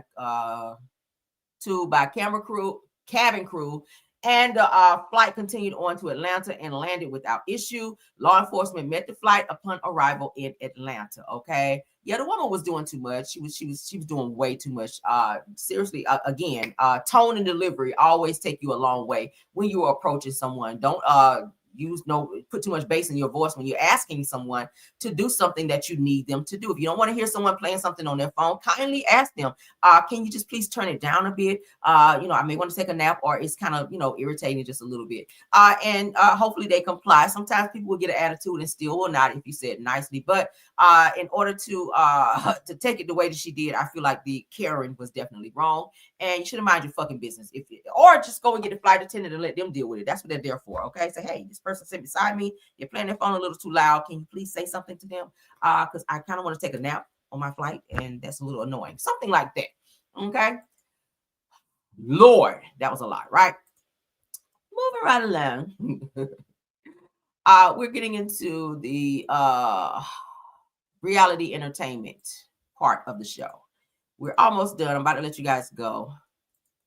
Child, that was a lot, wasn't it? Shout out to Portia, honey, for getting that good videos. And she had some good video of the woman acting irate on the flight, though. So let's get into some Drew Sidora news. Shout out to Gossip Official. Drew Sidora says that her estranged husband, Ralph Pittman, still is cellar dwelling. So he's still staying in the basement. She says that I'm still going through the process. This is the longest divorce process ever. I feel like Ralph is doing the Martell Hope, still trying to hold on, knowing he fucked up the situation, but he don't want to let go because he knows that Drew is out here popping. Okay.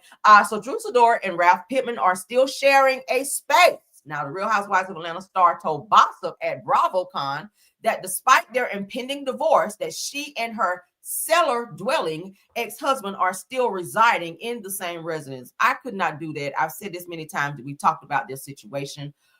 I don't want you in my basement. I don't want you nowhere in the same dwelling that I'm in. If we're in the process of divorce, it's understood that we're separated. I don't want you in the basement.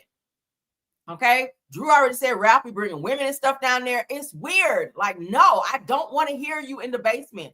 I don't want you in the same space, breathing the same air as me. Like, go and rent you an apartment, go somewhere. So Ralph is refusing to leave. So he got it ordered by a judge that he can stay in the basement and that Drew is not allowed to go down there. He is not allowed to go into the main house unless they are co-parenting with the kids. Okay. So they have like different stipulations through the court as related to this living arrangement, which I think is just super stupid. All right.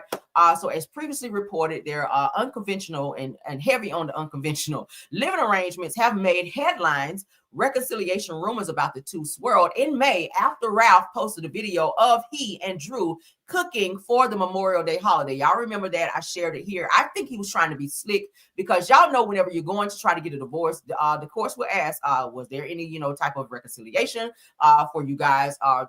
Did you guys sleep with each other? Ralph will say, well, according to this video right here, you can see that we're in a good space, that we're trying to work things out. As you guys can see here, I'm feeding her. We're in a good place. It looks like we're trying to reconcile. I can see him using that. Of course, it's giving that he recorded the video and he's holding on to this damn video. I feel like he's trying to find something. Y'all know how Martell be filming shit too. Him and Martell, I told you, have the same brain. I don't think that Ralph wants this divorce because he knows that Drew is really out here doing her thing. She's the moneymaker now. Ralph is being a whole asshole. So I feel like he's going to do everything he can to hold up this divorce, including asking for a substantial amount of money that he feels he is due, kind of like Martell was doing with Mel. But they said that Drew was seen happily playing sous chef to Ralph Pittman and smiling as the hand fed her food. So he was putting food in her mouth, feeding her. She was sitting there smiling and eating, and they were flirty and all of this. But I feel like he's going to use that video in court when they go to finalize everything to show that they really don't want the divorce. You can see me right here feeding her. We're having this moment. She still loves me, and I think he's going to try to use that because he don't want the divorce. And this is why Drew is still fighting. They could have been divorced, but Ralph is holding it up. He's refusing to get out of the house and that type of bullshit. So prayers up for him. I couldn't deal with that shit, but I would not want him in any space with me if I've made up my mind and decided that I don't want his ass no more. All right, let's move along.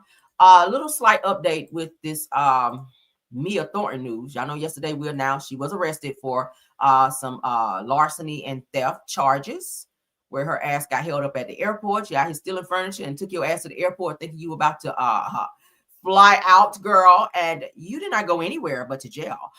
So update, according to No Chasers TV, shout out, Mia Thornton is accused of moving out in the middle of the night, as I told you guys, from her condo that she was renting in Atlanta with ex-boyfriend DJ Ink. Y'all know this guy is the guy that she left her ex-husband to be with, okay? And she was seen most recently dating Bobby Valentino. So I always said that I felt like it was more publicity driven, her being with Bobby Valentino, because where was Bobby Valentino when this whole situation occurred? So I'm finding out that this whole time that this boyfriend Ink dude moved with her to Atlanta and was staying with her the entire time. So why were you seen out publicly canoodling and flirting and kissing and Bobby Valentino licking champagne off your toes and shit? Like, they were doing the absolute most. So if you are dating Ink and you're serious with this guy who you left your ex-husband to be with, okay, broke up your whole marriage to be with, what's going on here? What is going on here? So they said, ask for more details continue to pour in from the recent news of Mia Thornton's arrest. It appears that she didn't allegedly flee the condo alone. So Ink was living in the condo with her, probably helped steal some of the shit out of there too. I doubt that Mia picked up a couch by herself. I doubt that she took a TV out by herself. So they said the sources are alleging that Mia's former boyfriend, Jared Ink McGriff, fled with her. Said that you may remember Mia dating Ink on season 9 of The Real Housewives of Potomac while in the process of divorcing then husband Gordon. Y'all know Gordon kind of begged and pleaded with her to stay, and he did not want his children around Ink because he didn't want his children to be confused. And it was confusing because she was kind of doing this whole teeter-totter going back and forth between Gordon and being with Ink. So she decided to break things off officially with Gordon, try to tell everybody he was crazy when her ass is one is crazy, obviously. Since moving to Atlanta, Mia released a statement announcing her split from Ink. So she was saying, we're not even together the whole time. He's there in your home, and has recently been linked with R&B singer Bobby Valentino. So I'm not sure what the hell she's trying to pull here. I think it was a whole publicity driven, that she was seen out and about. Maybe she was paying Bobby Valentino to be her publicity or publicized boyfriend so that she could get on Real Housewives of Atlanta. She's been mingling with the girls from Real Housewives of Atlanta, wanting to be on the show after she left Potomac, thinking that she was going to be able to get on the show over there and get her peach, but she was not able to do so. But she did, I hear, make some very fast friendships with some of the girls. But I don't know what this little switcheroo is and this little game that Mia is playing, but you kind of got caught up in your own bullshit, because now you have been arrested and you do have to go to court and you do have to face some legal charges for some theft and this larceny charge that you have upon you. And I hope that this Ink dude get what he gets as well, if he was a part of said bullshit. All right. So in the report, the condo's management company alleges that Phil Thornton, which is Mia, and a man identified as Jared Griff, Inc., which is her boyfriend, suddenly moved out of the unit in the middle of the night on October 28th, taking furniture and a television. Here is her mugshot. All right. Mia Thornton arrested, accused of stealing $11,000 worth of furniture. So you guys know the update on that. So it wasn't just Mia in this situation, her boyfriend Ink as well. But she messed up because it appears that a warrant was taken out once her landlord went and filed charges on her, and she tried to fly out somewhere. You know, anytime you have a warrant, you try to fly, they will get your ass at the airport. And that's what happened to her. All right, moving right along. Let's get into some Clarissa Shields news. Yeah, I'm going to can that one. All right, so we have two more topics. All right, let's get into this Clarissa Shields news. She sat down with Club Shay Shay and did an interview to reveal some very personal things about her. This could be why she's so fucking crazy and acts so childlike in the mind. Let's get into it. All right, because she shared a lot. So shout out to Club Shay Shay. Clarissa Shields shares that she was sexually abused at age 5. And the man that did it threatened to unalive her. She says that I felt that she picked the abuser over me, and I moved with my grandma because he threatened to unalive me. She said me being able to talk about this is what made me feel like that the weight was lifted from my shoulders. All right, so we're going to look at a couple clips from her interview because she's being very transparent here. Shout out again to Club Shay Shay. When I was 5 and I had got the R word, Yes. you know, families don't talk about that stuff for a long time. So when it happened to me when I was 5, we didn't talk about it till I was 16, almost 17. So when we talked about it, me growing up as a kid and being taken in by my grandmother and living with my grandmother most of my childhood after being 5, I felt that she picked the abuser over me. And I grew up with that in me for a lot of years. Resentment towards your mom. Yeah, for a long time. You. Did you tell her? Well, I told my aunt, and my aunt told my grandma. That's how I got taken by my grandma. But from my knowledge, I thought that I had to move with my grandma because my mom chose him. That was what That's what you interpreted it as. Yes, because you know they say keep kids out of grown folks' business. So that was how I interpreted it. So when I was like 16, I spoke with my mom about it, and you know, she let me know. She told me that she broke up with that guy after a year after it happened. She couldn't believe it. She never chose him over me. I moved with my grandma because he threatened to kill me. That's why I moved with my grandma. So my grandma, like I said, she was very stern and she ain't gonna play with you. So my grandma took me in just to keep him from harming me. And also too, he got beat up by a lot of my cousins. He got jumped on. I heard he got pistol whipped. A whole bunch of stuff happened to him. So it was a thing of like all this grown folk stuff is going on, and me as a kid, I didn't know. So when I turned 16, my mama told me, and yes, she apologized. You know, she apologized, let me know that she loved me, that it was okay to talk about it and get it out. And me being able to talk about it is what made me feel like a weight is lifted off. It was a weight off my shoulders. It really was, because it was like a deep secret that I was hiding. And I just remember kind of like, I don't know if I was blaming myself or what, but it was like, dang, I always felt like, you know, like I wasn't good enough to be with my siblings and be with my mom. But I'm grateful for my grandmother because she, taught me how to clean up, you know, shower, keep your clothes together, fold your clothes, hang your clothes up. Taught me how to cook, you know, like my grandma. You already talked about you wanted 10 kids, so she's like, well, you want 10 kids? You gotta cook. That's Cold Shannon. Not 10 kids. This kind of, you know what? A lot of times when I watch interviews, it kind of makes sense now to me why she's very clingy when it comes to Papoose, how she's so like, this is her first boyfriend. Like she really praises him. Like I feel like and I said it before, if he ever broke up with her, it would really damage her because she kind of sees a safe place with him. Okay. She did not have a stable home environment because the very person who was supposed to protect her was protecting the abuser, which sounds like was her mother's boyfriend of some sort, who violated her as a 5-year-old. That's deep. How the fuck do you choose a man over your 5-year-old? It's crazy to me to where your child has to be removed from your home to stay with your mother, who is weird. But we hear about shit like that all the time. It explains now why she is, and how she thinks the way she thinks. Obviously, she sees nothing with being with a married man because she sees security with Papoose. That's what she feels he gives her. And with him telling her, "Oh, I love you," she believes every word that he says. And she's going to stand on that, and she's going to stay with him because she feels safe with him. She didn't have safety and security growing up until it sounds like she moved with her grandmother. It was one more clip I wanted to show you.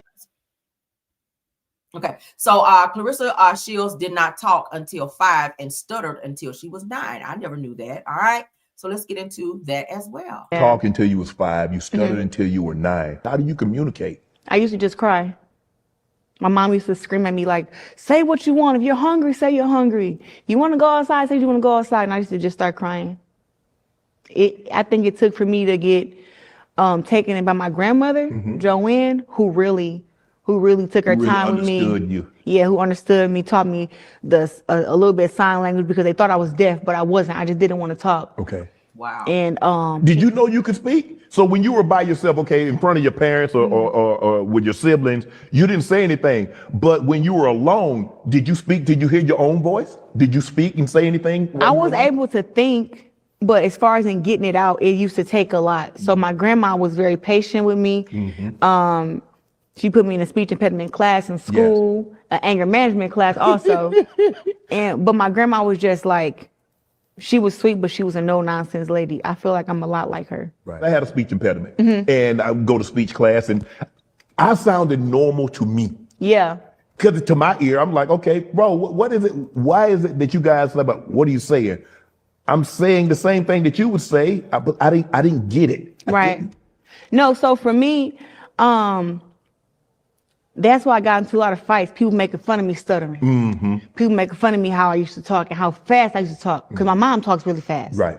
So it just was a thing of I started getting into fights for that reason. People picking on me about my hair, about my clothes because I didn't grow up with the best clothes, you know, and stuff like that. So that's what made me start fighting to just. I think the first fight I got into, I beat somebody up pretty bad, and I just remember after that. They wanted to be cool. Like they left me alone, right? You're like, okay, I kind of like, okay, if I whip your tail, you gonna leave me alone. And the word to get around, don't bother Clarissa. Don't mess with, listen, the boys knew not to mess with Clarissa. The girls knew not to mess with Clarissa. Like it was a thing like leave her alone because for some reason, I guess when you're quiet, you become like a victim to people and they feel like they can mess with you. So for me, you know, I stay to myself, but people just come up, well, these kids, you know, they're so mean nowadays. They used to walk up and copy my work, grab my paper, ball it up and throw it away. So now the teacher's asking me what happened. I'm trying to explain it. And then this other kid can speak better than me saying that I'm lying. I'm like, no, I did my work. She took my work and balled it up and threw it in the trash. So after going through that for a while, I think my first fight was when I seen somebody bullying my little sister. Okay. Who can talk. Right. And my sister used to beat me up when I was younger. This explains why she always responds to all the comments too. I used to say, girl, you are a star now. You don't need to respond to people in the comments. These are nobodies.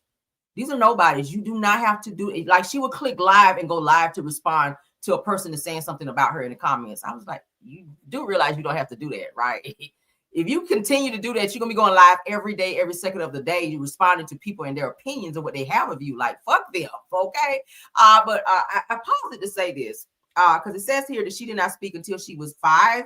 It sounds like whatever trauma she went through happened way before 5. Whoever this person was that was inappropriately touching her or doing whatever they was doing or molesting her, whatever it was, it sounds like this person took her voice. Okay. Kind of like a child, you could tell that they had something very traumatic happen to them as a young child. Children sometimes will wet the bed. Children act differently when things happen to them when they go through something traumatic as children. You have adults that use children to tell them, don't tell nobody, don't talk about it. So maybe this person took her voice to where she just could not speak, or maybe she's afraid to speak. If she's staying in a home where her mother, she can't talk to her mother and say, Ma, this person did something to me, and this person is living in this house, and kind of giving her looks like, you better not say nothing, or telling her, you better not open your mouth to say anything. That can be frightening for a child, for a grown-ass man who is inappropriately touching this child and doing egregious things to this child. He took her voice. So now it explains to me now as an adult why she's so with it. You get it? That explains to me now why she's the way that she is. I didn't get it. I didn't understand. I'm like, what the fuck is wrong with this girl? With me watching this, I get it now. I kind of get it now. Let's continue. So when I see somebody, She younger than you, she beating you up. And yeah, my sister used to beat me up. Brianna used to beat me up. Yep, that used to aggravate me. So I think I threw a chair at a kid before, not a teacher. Damn. Listen, I had really bad anger issues when I was a kid. It took a while. I think probably like 16, 15, I finally was like, okay, I got control of this. Right. Yeah, it took a while. That's Cold Shannon to get $50. I get it now. I totally get it now. She went through a lot as a child. That's weird to where you just did not really start vocalizing things until 5. Most kids can start talking at like 1. A few months into their lives and going into 1, 2, 3. Like you should really be like talking. My son was talking my ear off at 1.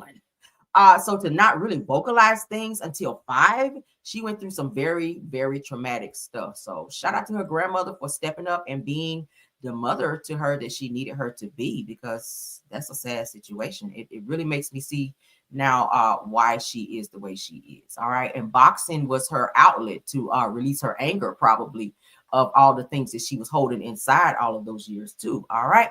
So now we see, and she's a great fighter. She is a wonderful fighter. All right, let's get into this last and final topic. WAC 100 says that Krishan Rock drank Hennessy and smoked and fought while she was pregnant with baby Junior. He said that I want to see the baby get some help. I think a lot of people are starting to vocalize now things that they saw Krishan doing when she carried this baby. My thing is, why the fuck you didn't take the drink from her? If you saw that she was pregnant, why did you even step in? And not that it's his responsibility to do so, but you sitting in interviews now talking about all the things that she did, and she did it in your presence, and you knew she was pregnant. Maybe take the drink from her and say, you're not doing that shit in front of me. Take the blunt from her and say, you're not going to smoke that shit in front of me. You're pregnant.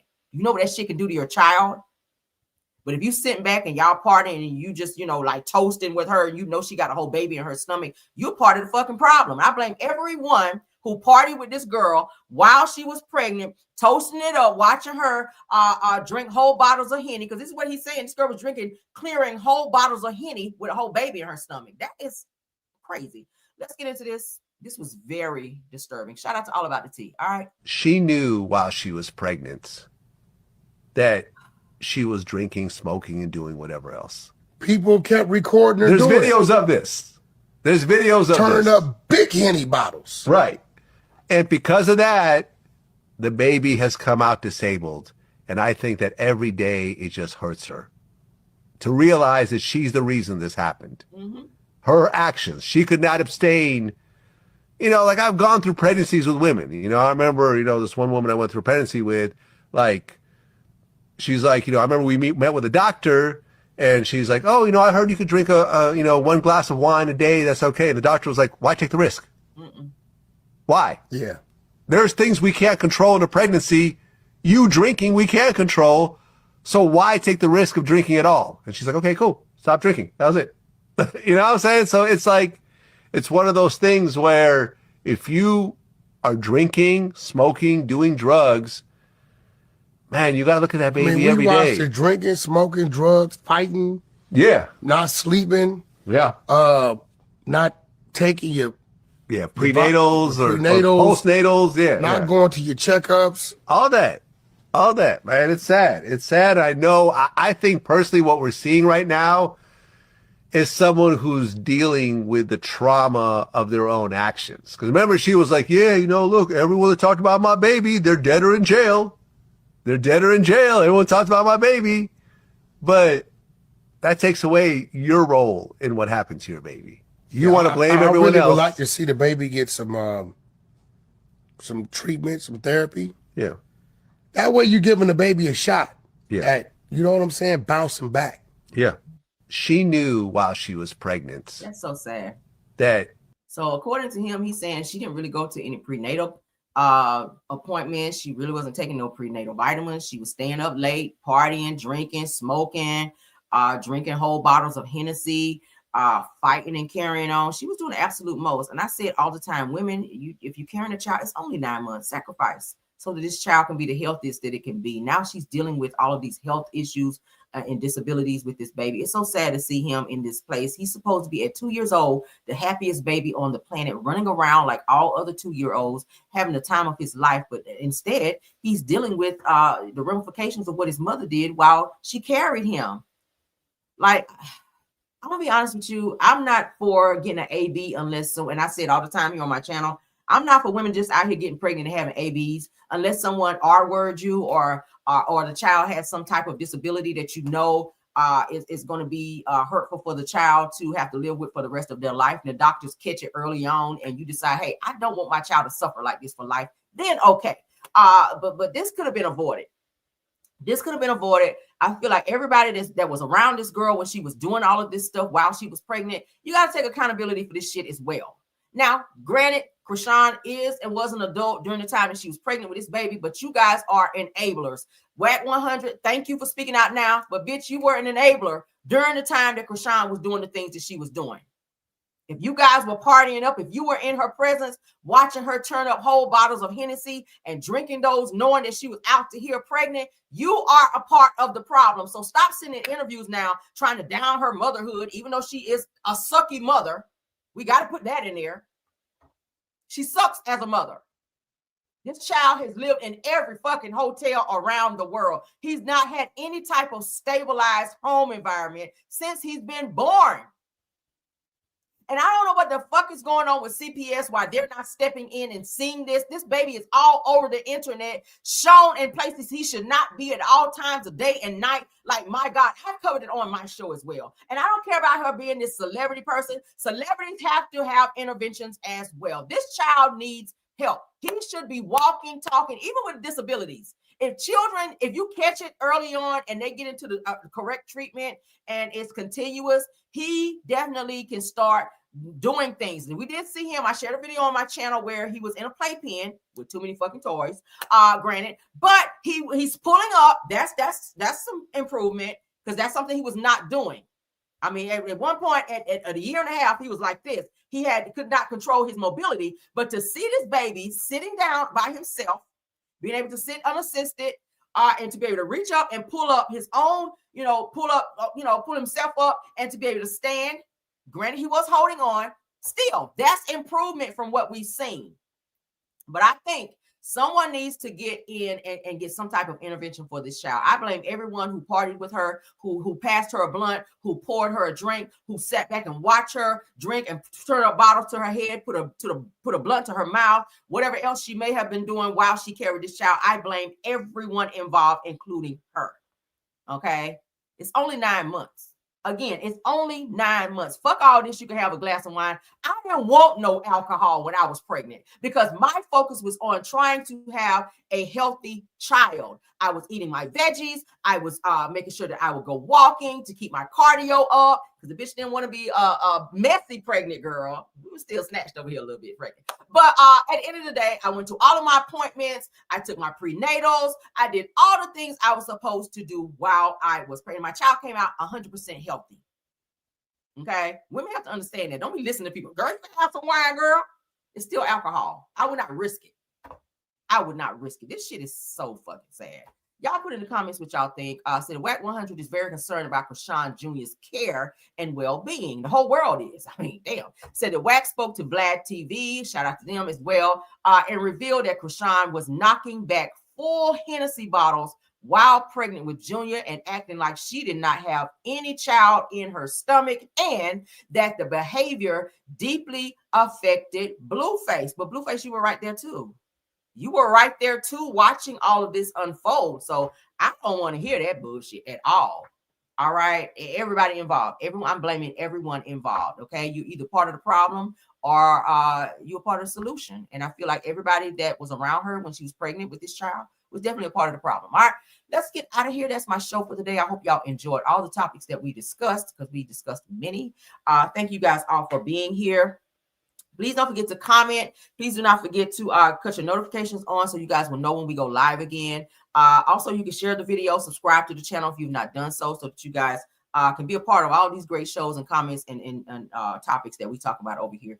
Thank you to my top flight mods, True TV Podcast, Tyra, KVR, Sweet S, and Scorpion Miss, and Rose Armstead. Thank you so much to all the content creators for stopping by here. My usuals, Jonetta Speaks, Black Woman in the Building, Schoolboy, Simple Mom Family TV, Miss Dee Dee. Thank you, JCD Creation, Shay P. Thank you so much, Shay Renee, Queen Speaks TV.